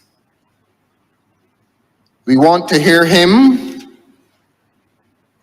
justifying the presence of these expensive embassies across Africa,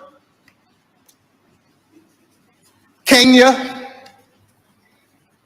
Ghana has one. Man, the boys living sweet. The boys are living sweet. And Dubai.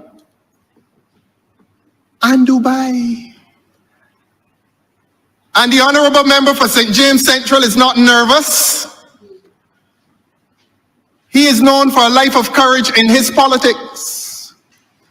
And at some propitious hour, he is going to unleash and unburden himself on this public and say to this public that he agrees or disagrees with the presence of these many embassies across the globe, and that there's justification for them. They're expensive. We have a man in Kenya right now. Maybe he's listening to me. Good evening, sir. Or whatever time of night it is there. But he is down there. And what value is he adding to Barbados' international presence in Africa? Is he somebody's friend? We have to take off the gloves now. We have to ask about the spending of public monies when there's too much suffering in this country. And that's why I use the word unleash and unburden. Because this Honorable Member for St. James Central has a reputation for both unleashing and unburdening himself. And anyone who gets in his mighty way is demolished for a vocabulary that is extensive and on occasion lethal. And he will tell us about these many embassies. Kenya, Ghana, which is tomorrow, which is probably justified because of the cultural links between Barbados and Ghana. But the one that raises curiosity, Honorable Member for St. James Central, through you, sir, is Dubai. What is this Dubai thing about? What is this Dubai thing about?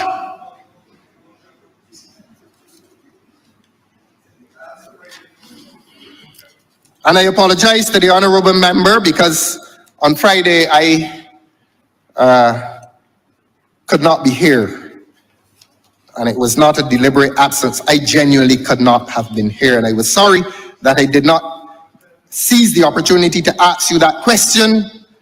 But they will give you some time to speak. And the people of Barbados await your explanation, honorable member, through you, sir, as to what brings this little country onto Kenyan soil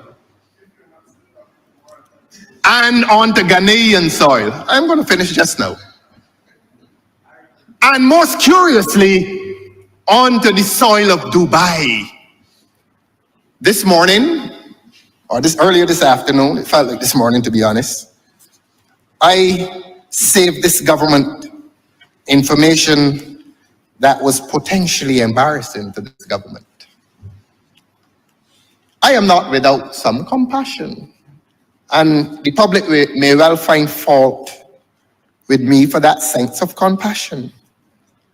And I'm not going to speculate on Dubai as to why we need a mission there.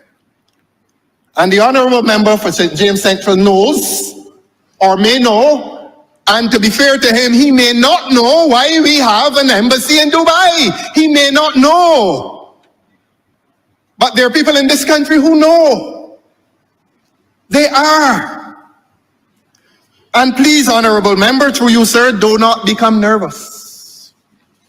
Do not become nervous. No need to take legal advice to your left. And if that were not enough, we're hearing about Morocco.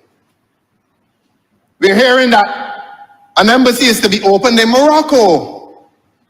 So we're all across the African continent. We're dallying across the African continent. All these expensive missions for what? What is the value? Honorable member for St. James Central, through you, sir. What is their value? Please let the honorable member unleash and unburden himself and tell the people of Barbados what his conscience may be willing to say. Because he is the Minister of Foreign Affairs and Foreign Trade. And we will find out what is the extent of foreign trade between Barbados and Kenya. What is the extent of foreign trade between Barbados and Ghana? There is extensive foreign trade between Barbados and Ghana because our nurses, several of them are coming from Ghana, and we favor Ghana for its cultural links. But Dubai, and then Morocco. Shall we tell the truth about Dubai this afternoon, tonight? Shall we tell the truth about Dubai tonight? And shall we tell that truth at midnight? Or can we tell it at 14 minutes past 10 in this night?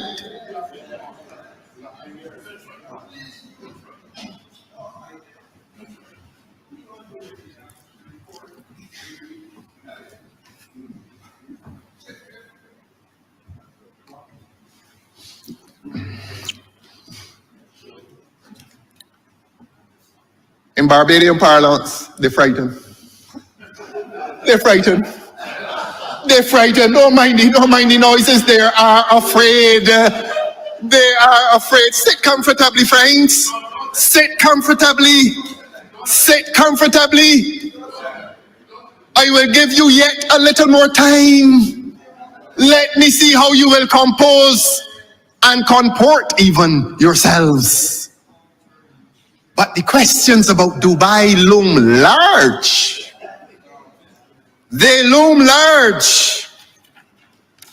And this seventh child of humble parents still is not without some compassion.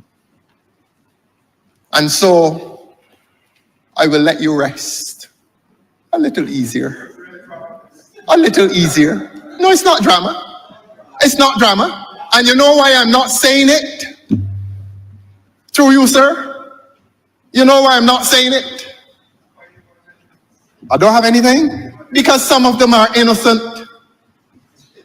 Some of them are actually innocent. Some of them are actually innocent.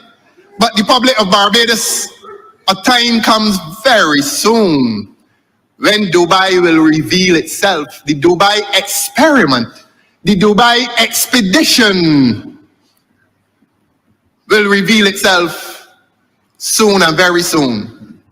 Soon and very soon. I press on.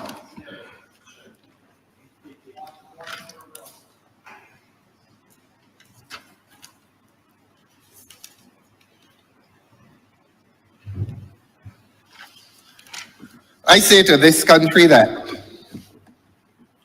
with the events in North America, a foreign minister who is interested in his reputation and credibility will find himself flying at lower altitudes, not from here to Europe and the other celebrated capitals of the West and the East. They've gone far at public expense. Nobody knows how much it costs. Nobody begrudges you these trips, government. But I'm encouraging you now to fly at lower altitudes and to try the Caribbean, because there's a crisis looming. There's a crisis looming in our relations with North America. And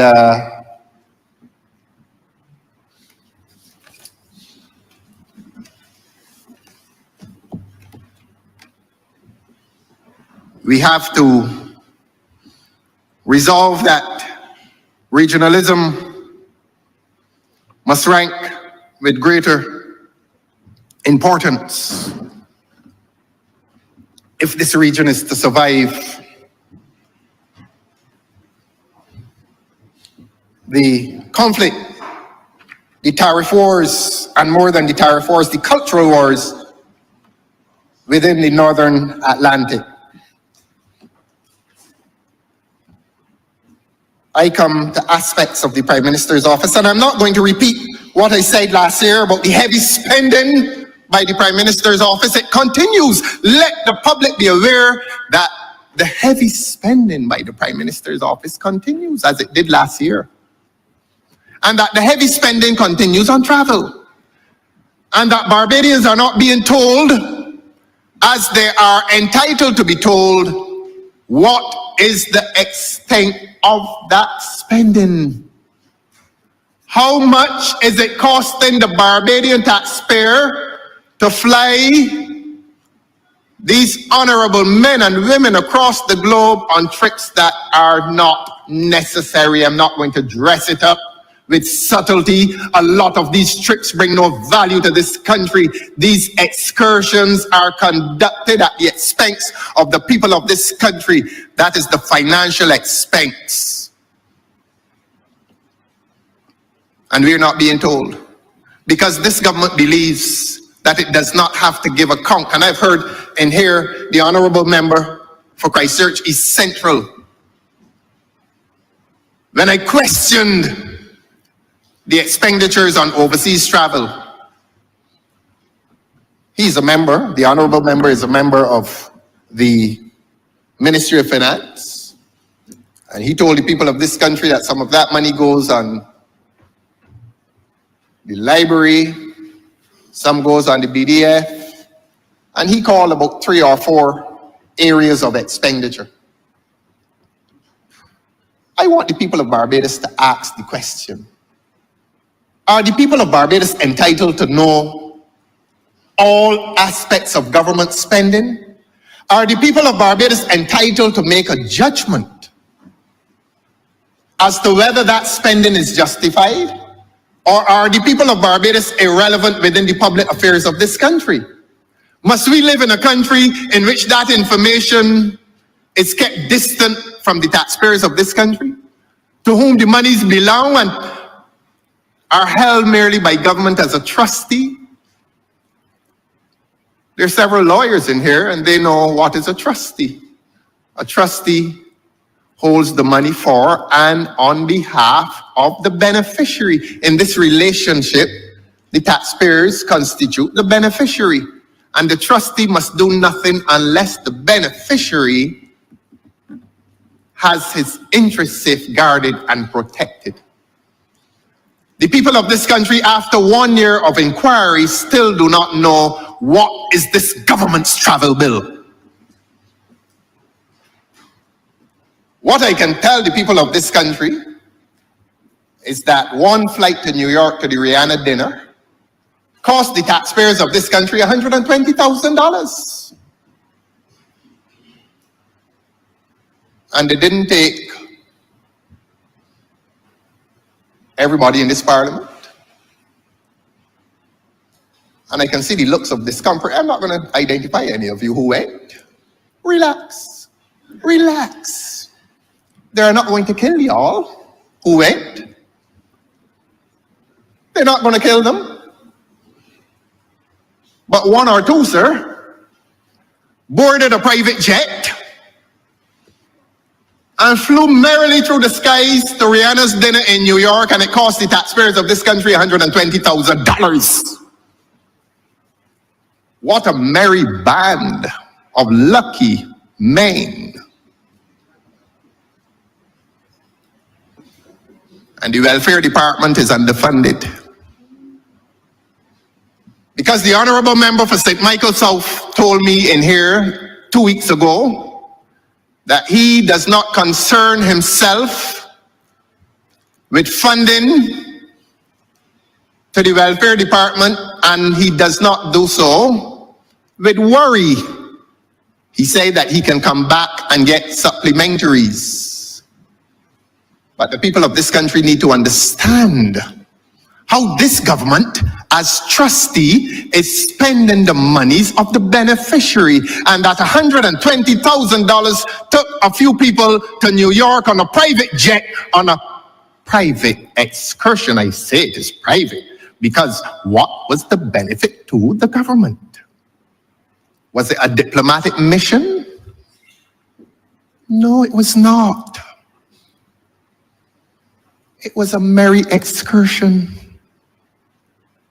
And if we are paying $120,000 to take a few merry men and women to New York, which is 4 hours away, how much does it cost when it goes to Dubai or Kenya or Ireland or London? As it does often, very often, government, very often.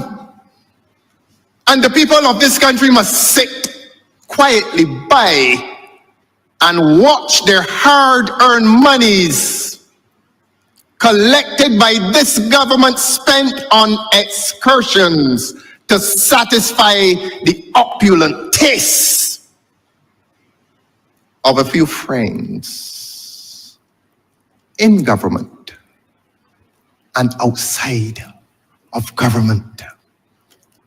Who the cap fits, let him wear it. Man, the taxpayer, is so unjust. The taxpayer does not know who to trust in government. Does not know who to trust. But these disclosures are not forthcoming, and the people of this country are entitled to know. It cannot any longer be treated as a national secret. The people of this country are spending large amounts, and not the people of this country. The government of this country is spending large amounts of the people's money to luxuriate in metropolitan capitals. And it is the people's expense. And either it must come to an end, and if it does not come to an end, the people of this country have a right to know. The people of the United States of America know the cost of the last bolt on US Air Force One. They know the price to the last detail of US Air Force One. They know because they have a right to know. Show me a democracy and I'll show you a tyranny in the making. That was my theme. And that is why it is a theme that is consistent with the habits, practices, and policies of this government that is refusing to respect the people of this country in its expenditures and its wasteful expenditures. And every week or every fortnight, a private jet is landing at Grantley Adams. And it is nobody's private money. Tell the lady in the Bayland who is underfunded by the welfare department how much it costs. Doesn't matter if she can go through her representative for supplementary in February. It gets as serious as that. It is not a joke. The monies belonging to the people of this country are being squandered to satisfy lives of opulence members, government. And where does each conscientious member of this government stand in relation to that squander mania that has visited the financial affairs of this country? Never before did it happen. Why is it happening now? Show me a democracy and I will show you a tyranny in the making. We have made a tyranny of governmental life in this country, and even some members of a cabinet do not know the business of the government. No joke. No joke. The people want to know. Tell the people, and tell them quickly. Because this government's goodwill has eroded substantially over the last few weeks and months. And while this government felt that it could thrive on political difficulties elsewhere, they no longer thrive, because this government is itself now afflicted with internal dissension, and they want to deny it. And their sycophants in the media, mainstream and social media, wish to minimize it. But it is there. When things don't align, the famous poem now, you have to resign. Is that not evidence of dysfunction within a government?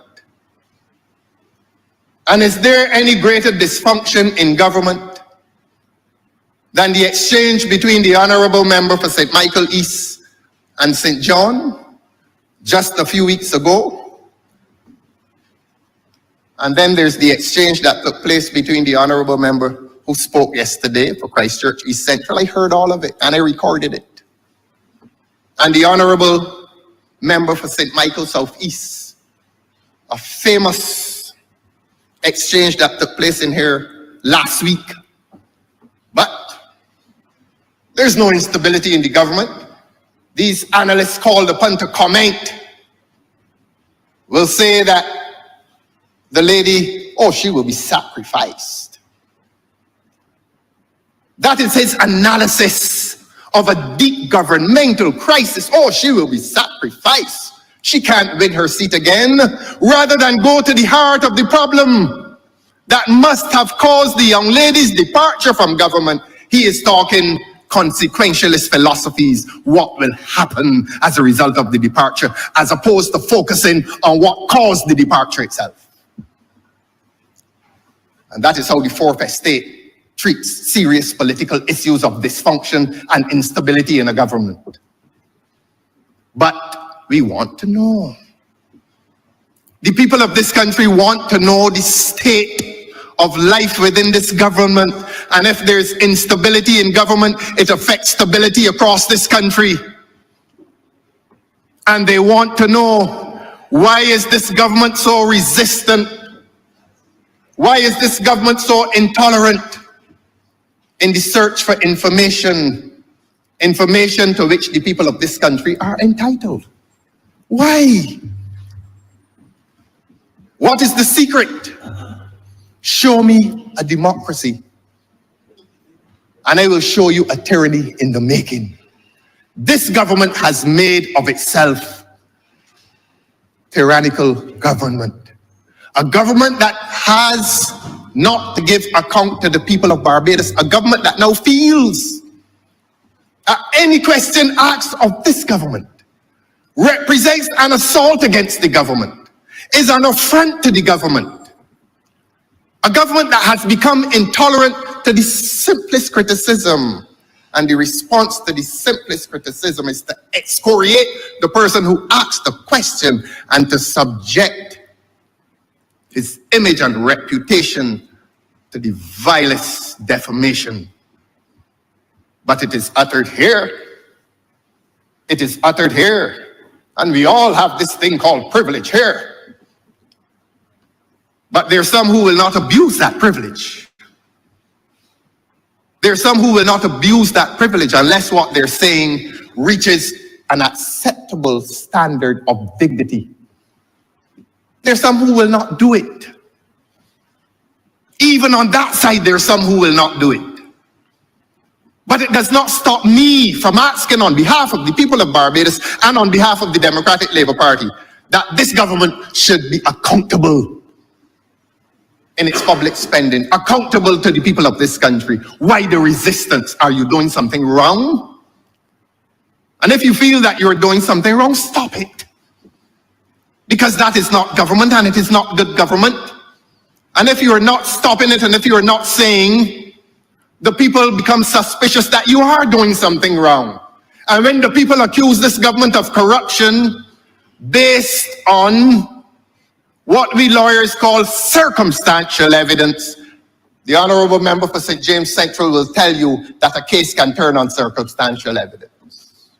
According to the best evidence rule, if you don't have a person who saw the killing,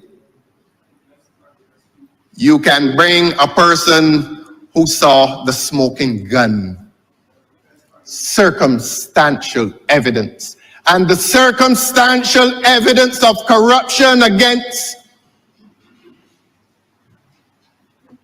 I repeat, the charge of corruption against this government based on circumstantial evidence is mounting. I repeat, the charge of corruption, I know it will make some uncomfortable, the charge of corruption against this government based on circumstantial evidence is mounting. Relax in your chairs. If the ride is rocky, if you're feeling the turbulence, if you are feeling the turbulence, tighten your seatbelt. You have to give some answers. And the people are going to set a deadline for you to give the answers.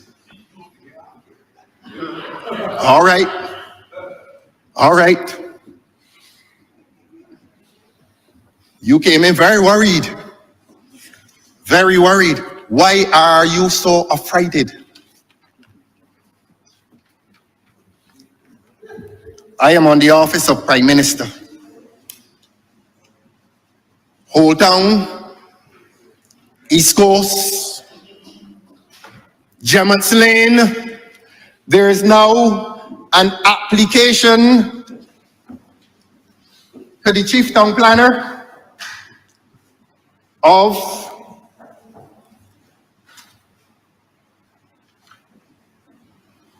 an application made by an entity called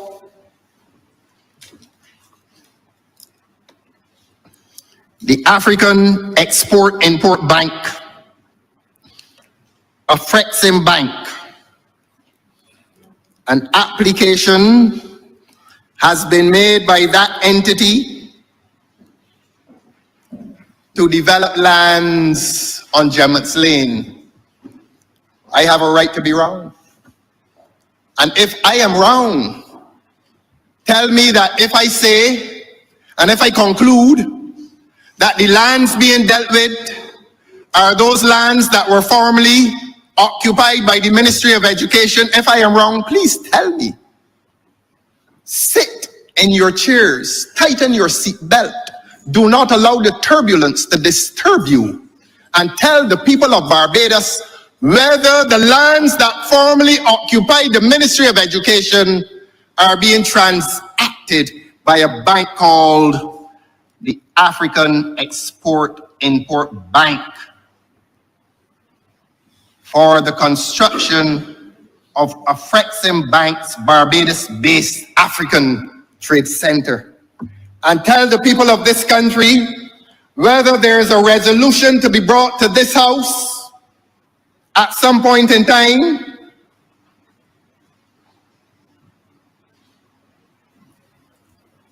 to vest.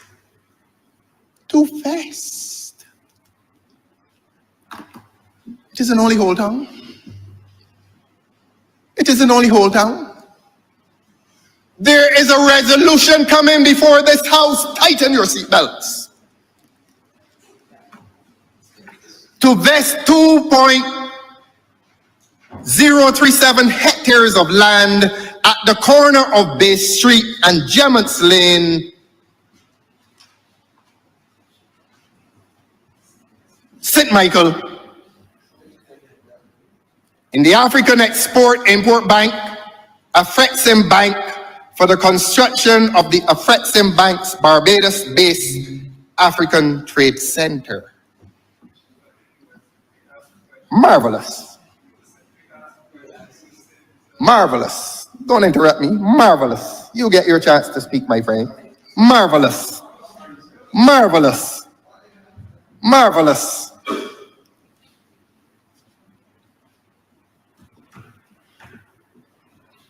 Circumstantial evidence is acceptable? No, circumstantial evidence is acceptable.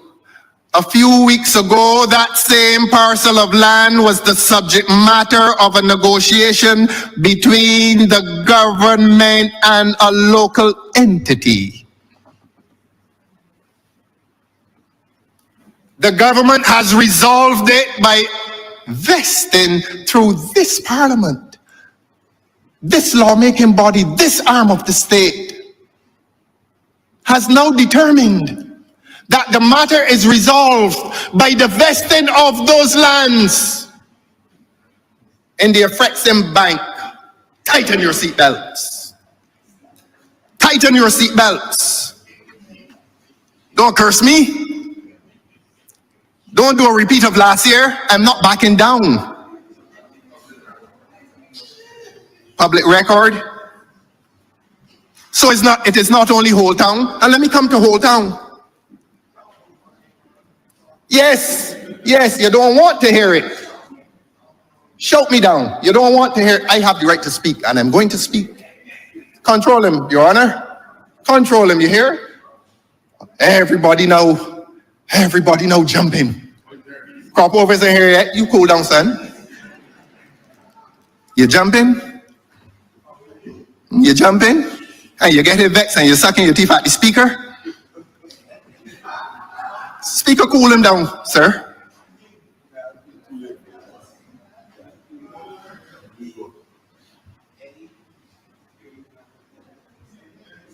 East Coast. I don't have to say much about East Coast. Back in the 1980s, the government of the day designated the East Coast as a heritage area of Barbados. And it must have been the agreement among the citizens of this country that the East Coast would remain that pristine property that almost became the collective property of Barbadians. To pass, and as we lawyers say, to repass.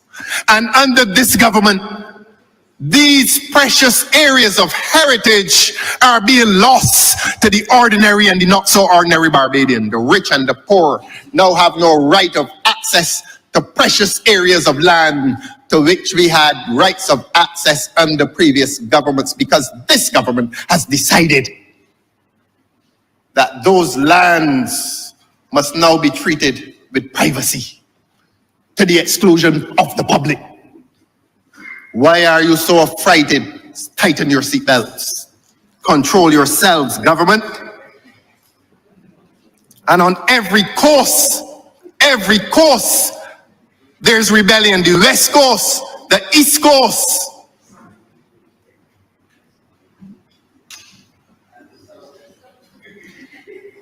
They mention South.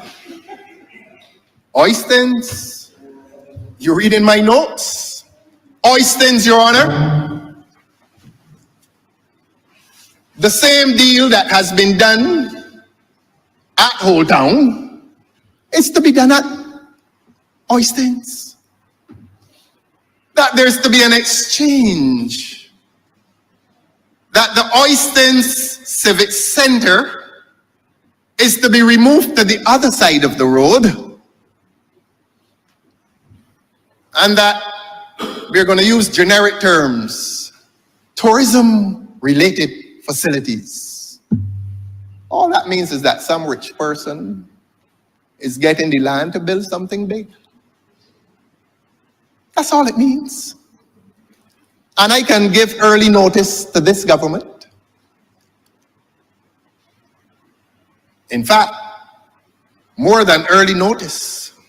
I will inform, I'm not speaking to this government anymore. I am informing the people of Barbados that there are presently moves being made to disenfranchise a particular landowner in Oystins of his commercial project. Not only Whole Town, not only the East Coast, the tentacles now stretch to Oystins. Show me a democracy and I will show you a tyranny in the making. When I used that phrase earlier this afternoon, you thought I was joking? The evidence is there. And some of the evidence is direct. Control him, sir. And much of the evidence is circumstantial, but the evidence I give today is direct evidence. And many of you who do not know, many of them who do not know, many do not know the destination of those tentacles called tyranny. Many do not know. I will accuse you of being innocent. But if you give condemnation after the fact of your knowledge, you have become complicit in the wrongdoing of this government. So that when I said this morning that the people of this country are confronted by corruption in government and by corruption and talking about the abuse of power, the naked and raw abuse of power to bring advantage to some and to visit advantage on others, is that so difficult to swallow? Yes, it is difficult to swallow because you want to believe that you belong to something wholesome. Show me a democracy. And I will show you a tyranny in the making. And when they come to Oystins, the battle will be joined.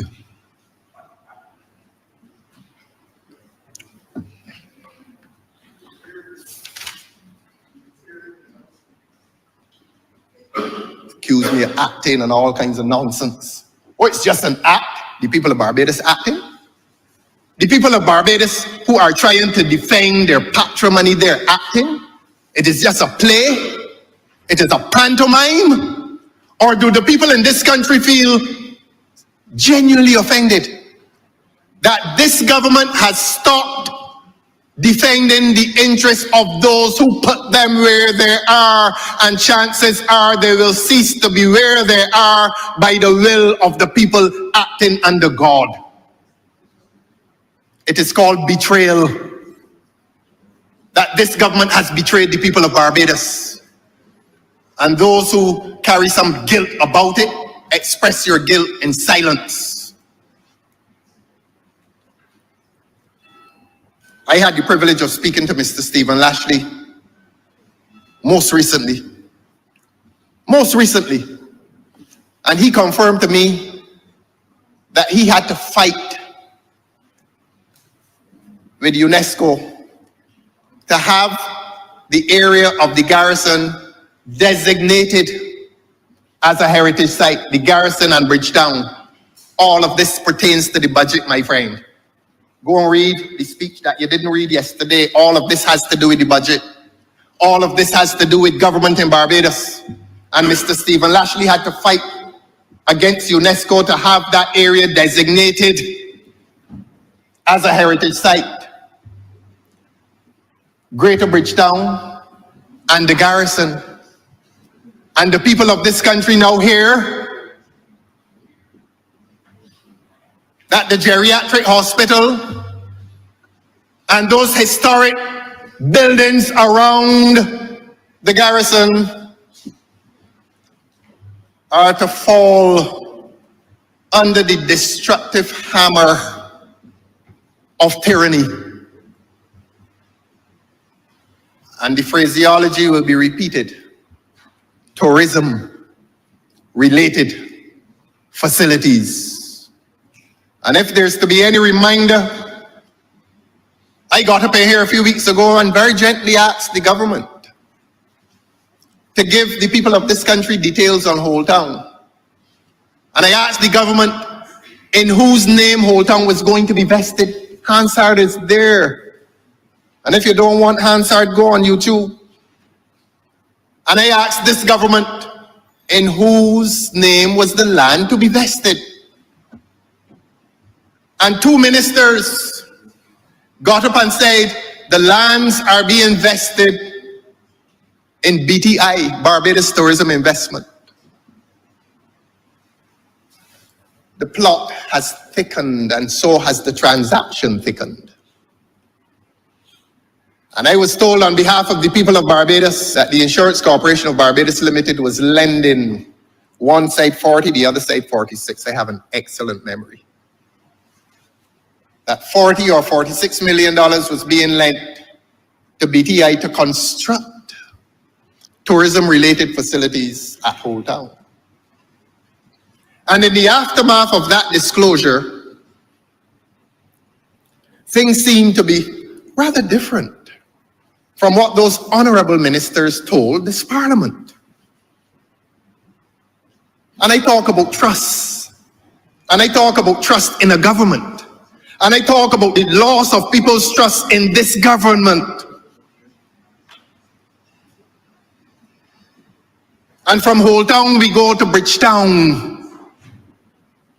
And Mr. Stephen Lashley worked hard to have that designation. Is the government going to desecrate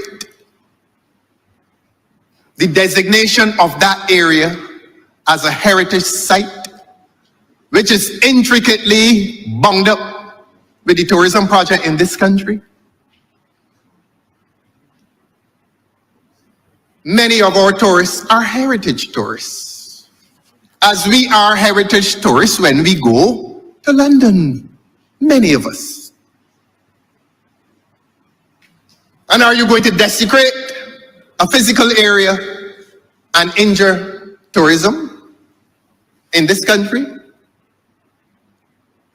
And I don't want to say all for greed, but all for greed. All for greed. All for a deal. All for a transaction. All at the expense of the patrimony of this country. Is nothing sacred anymore? Is not the East Coast sacred anymore? Is not the area of the garrison sacred anymore? Or is it more important to put a geriatric hospital on a water table? Get vexed. Get vexed. The people vexed too. There is a stream, an underwater stream at Waterford on which that geriatric hospital is built. There is. So that when the citizens of this country protest, you will say that they're acting. You will accuse them of insincerity. You will say that their indignation is false. You will say that they're acting a part. Will you say that Whole Town means nothing to them?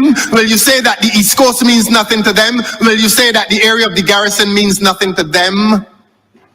Is that what this government's escape route is about? Escaping from the real problems of this country by accusing people of being dramatic? The people are angry, Mr. Speaker. The people are angry.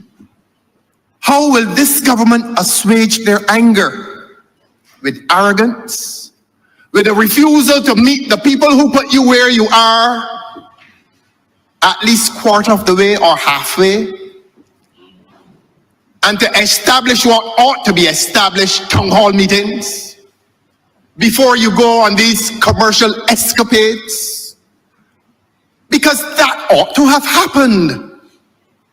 The courts have recognized that these public developments on lands of this nature should not be done unless the people have fair right of audience with the government by way of a town hall meeting. And all that is going on at Whole Town over the past few days, precipitated by a young lady expressing her view in the Senate. And one should not comment on the business of the other place, but it was that speech that precipitated the protests. She was acting too. She was dramatic too. Was she insincere?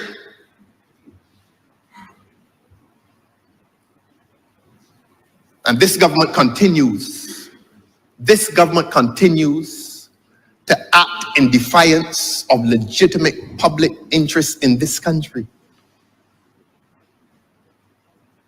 I don't know what price this government will pay. I'm not a soothsayer. I'm not a soothsayer. But the arrogance, the demonstrated arrogance even at this point in time, the smugness that now becomes evidence of the arrogance. This is not the first government that was arrogant. And it will not be the last government that will be punished for that arrogance. That you are desecrating sacred lands across this country and feel that you can do it with impunity. And feel that you must not and you don't have to refer those matters to the citizens of this country who you believe are beneath you, who you believe are worth nothing. And when they protest, oh, that is nothing serious. They're not serious. You don't have to take them seriously. Well, reflect that smugness. Reflect that arrogance. A time is coming. And you will have to give account. If not in the safe confines of this parliament where your numbers are dominant. If not in Bay Street, where your numbers are unanimously dominant. If not there, you have to go into public places. Is that why town hall meetings are events that scare this government? That this government is afraid to face the people? This government is now afraid to face the people? The coy remarks and the smugness, all evidence of the arrogance that inheres within the bosom of this government, is alienating this government from the people of this country. And if you don't know it,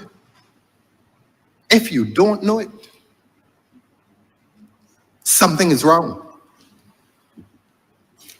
And you sweep everything away as a joke. I spoke about travel in relation to the Prime Minister's office. I spoke of that trip to New York. And the last question I will ask of the Prime Minister's office is on the question of consultants. On the question of consultants. Are the people of this country entitled to know how many consultants are employed by this government across the public service? Are the people of this country entitled to know what is the wage bill for those many consultants employed across the public service? Are the people entitled to know? Or are the interests of the people irrelevant to the ways of this government? And if the interests of the people are irrelevant to the ways of this government, that is the best definition of governmental arrogance. And not for the first time is the public seeing it, and not for the last time will the public deal with it. It is a story. This government has become a story of expensive travel without account, expensive consultants without account, deals, commercial deals, using the power of Parliament, using the power of Bay Street to further the interests of a few at the expense of the majority. Show me a democracy and I will show you a tyranny in the making. You thought the theme bore no relationship to what I intended to say today, this afternoon and into the night. And I'm not tired. I'm not tired. I am not tired. Tell the people how much the consultants are being paid.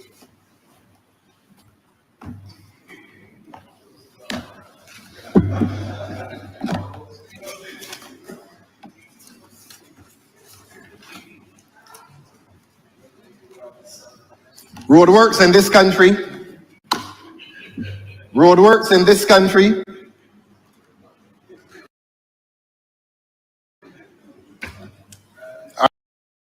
are being conducted as part of a partisan political design. Mr. Speaker, I beg to move that this chamber stands suspended until 9 a.m. tomorrow morning. Good. The question is that this honorable chamber will be suspended until 12th day. 12th day. All of our members in favor, please say aye. Those against, please say no. Meeting, the ayes have it. This honorable chamber stands suspended until the 12th day of March, 2025 at 9 a.m. in the forenoon.